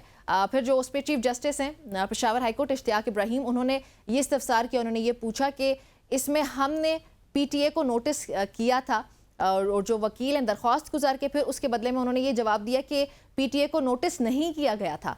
जस्टिस साहिबजादा असदुल्ला ने इस्तफसार किया कि क्या आप तमाम टिकटॉक मटीरियल से नाराज़ हैं जिस पर वकील ने अदालत से इस्तदा की कि जो तौहीन आमेज़ मवाद है उस पर पाबंदी लगाई जाए। और वकील ने यह कहा कि पाकिस्तान दुनिया में ज़्यादातर जो है वो टिकटॉक इस्तेमाल करने वाले ममालिक में दूसरे नंबर पर है। मतलब इस बात से आप अंदाज़ा लगा सकते हैं कि कितनी बड़ी तादाद में हमारे अवाम हैं, जो हमारे लोग हैं वो टिकटॉक को यूज़ करते हैं, टिकटॉक यूज़र्स हैं। दूसरे नंबर पे हम पूरी दुनिया में जहाँ पे टिकटॉक इस्तेमाल किया जाता है। और जो चीफ जस्टिस है पेशावर हाई कोर्ट, उन्होंने ये भी साथ ही रिमार्क्स दिए। उन्होंने ये कहा कि हमारे लोगों का और कोई भी काम नहीं है, फारिग बैठे होते हैं, जो कि बिल्कुल ठीक रिमार्क्स है। मैं इनको यही कहूँगी कि ये बिल्कुल ठीक रिमार्क्स दिए उन्होंने, क्योंकि वाकई यही वजह है शायद टिकटॉक ज़्यादा इस्तेमाल करने की, क्योंकि हमारे जो ज़्यादातर लोग होते हैं उनके पास वक्त बहुत ज़्यादा होता है, शायद हम सही जगहों पे अपना वक्त नहीं लगाते। Any how Peshawar high court ने मुतल्लिका हुकाम से जवाब तलब करते हुए केस की समाअत 26 जून तक मुलतवी कर दी है। मोहम्मद तैयब हमारे साथ मौजूद है इस पर मजीद बातचीत करने के लिए। तैयब अस्सलाम वालेकुम। वालेकुम अस्सलाम। तैयब बताइएगा, ये जो समाअत हुई है टिकटॉक की बंदिश से मुतालिक, इसका अहवाल मजीद क्या डिटेल्स भी आपके पास हैं? जी बिल्कुल, टिकटॉक की पर पाबंदी के खिलाफ 11 जून को एक दरख्वास्त जो है पेशावर हाई कोर्ट में दायर की गई थी और इसमें इस्तदा की गई थी कि टिकटॉक पर जो फहश मवाद भी ज़्यादा अपलोड हो रहे हैं पाकिस्तान में, और साथ ही जो गुस्ताखाना मवाद है वो भी अपलोड हो रहे हैं, तो इस पर पाबंदी आयद की जाए। और जो इंटरम रिलीफ मांग रहे थे वकला, वो यही कि टिकटॉक पर जो ये दरख्वास्त है ये इसके ख़त्मी फैसले तक पाबंदी आयद की जाए। तो इस गुज़िश्ता रोज़ भी समाअत हुई टिकटॉक पर, और इसमें पैमरा का जो वकील था वो भी पेश हुआ। पैमरा के वकील ने अदालत को बताया कि ये पैमरा के ज़िम्मे में नहीं आता और ना हम इसको रेगुलेट करते हैं, इसको पीटीए रेगुलेट करती है। जिस पर चीफ जस्टिस थे उन्होंने इस्तिफसार किया कि हमने तो पीटीए को भी नोटिस किया था, हम जब काज लिस्ट जो गुज़िश्ता समाअत की जो शॉर्ट ऑर्डर शीट थी वो देखी गई तो उसमें सिर्फ पैमरा को नोटिस किया गया था। फिर अदालत ने जो है वो पीटीए को नोटिस किया और उनसे 7 दिन के अंदर जवाब तलब किया। दौरान समाअत chief justice Peshawar high court को बताया गया कि पाकिस्तान जो है वो टॉप 2 कंट्रीज में है जहाँ पे टिकटॉक यूज़ होता है और वीडियोस अपलोड होती है और लोग टिकटॉक को इस्तेमाल करते हैं। जिस पर चीफ जस्टिस ने रिमार्क्स भी दिए कि हमारे लोग का और क्या काम है, वो तो फारिग बैठे हैं इसलिए वो टिकटॉक देखते हैं। इस दौरान जो एक टिकटॉक यूज़र था वो उन्होंने भी एक ज़िमनी दरख्वास्त फाइल की और उन्होंने अदालत से इस्तिज़ा की कि मैं इसमें फरीक बनना चाहता हूँ। तो जिस पर चीफ जस्टिस ने कहा कि आप तो यूज़र है, आप कैसे फरीक बन सकते हैं, हम सारे यूज़र हैं। उन्होंने फिर कहा कि हम सारे पाकिस्तान को फिर फरीक बनाते हैं, इसमें तो सारे यूज़र हैं। तो वो यूज़र जो था वो मेरे ख्याल में पंजाब से आया था। उन्होंने कहा कि मैं यूज़र हूँ और मैं इसके खिलाफ हूँ, इस पर पाबंदी नहीं होनी चाहिए। तो दौरान समाअत अदालत में टिकटॉक की फिल्ट्रेशन पर भी बात हुई कि अगर वीडियो को फिल्टर किया जाए और इस हवाले से कोई इकदाम उठाए जाए, तो इस दौरान अदालत को ये भी बताया गया कि मैं यही पूछने लगी थी तैयब कि ये जो दरख्वास्त गुजार की दरख्वास्त है इसके मुताबिक क्या मुकम्मल तौर पे पाबंदी लगाने की दरख्वास्त की गई है या फिर रेगुलेशन की दरख्वास्त की गई है कि जो, क्योंकि जस्टिस साहब ने भी यही सवाल पूछा है कि आपको क्या तमाम तर मटीरियल से मसला है, जिस पर उन्होंने कहा कि बहुत फहश मटीरियल अपलोड किया जाता है। सो ये 2 इसके पहलू आ जाते हैं, या तो इसको मुकम्मल तौर पर बंद कर दिया जाए या फिर इसको रेगुलेशन की तरफ जाना चाहिए। सो रिक्वेस्ट क्या बेसिकली?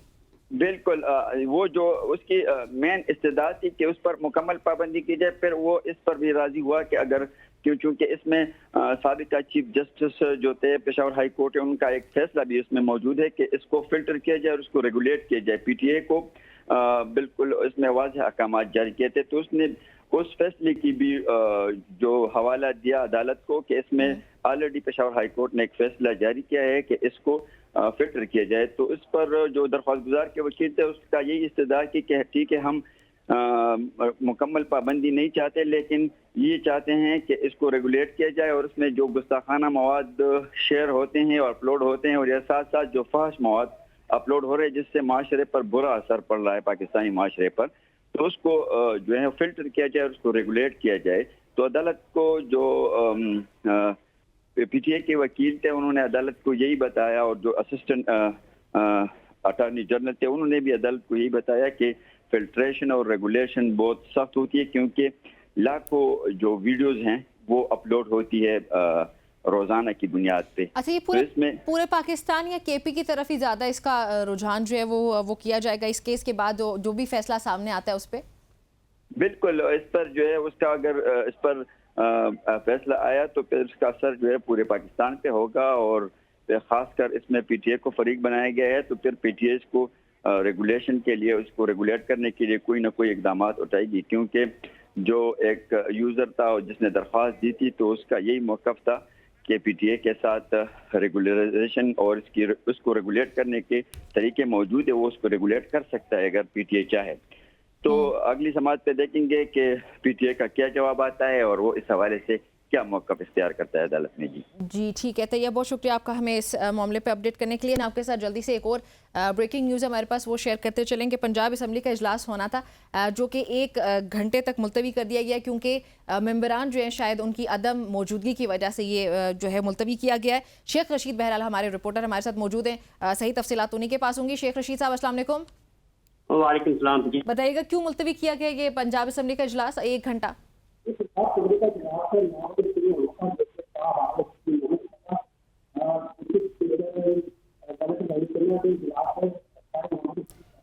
अच्छा शेख रशीद, आपकी आवाज़ का कुछ इशू आ रहा है, हम आपको रिकनेक्ट करते हैं। जब तक नाज़रीन को एक बार फिर से बताती चलूँ कि पंजाब असम्बली का इजलास होना करार पाया था जो कि 1 घंटे के लिए मुलतवी कर दिया गया। ये अभी इसी टाइम ड्यूरेशन में होना था और ये इंपॉर्टेंट इजलास है, जाहिर है जो हमारी नई नई हुकूमतें हैं और ख़ास तौर पे शायद पंजाब असम्बली के इजलास के दौरान जो अभी हमने लास्ट सेगमेंट किया कि पंजाब में सेहत की जो सूरत हाल है, जो हॉस्पिटल्स की सूरत हाल है, शायद उस पर कोई डिस्कशन हो जाए बजाय इसके कि लड़ाई झगड़े किए जाएँ जैसे कि नेशनल असम्बली के फ्लोर पे किया जाता है, पंजाब असम्बली या कोई भी फ्लोर हो, सो उस पर ये सब होता है।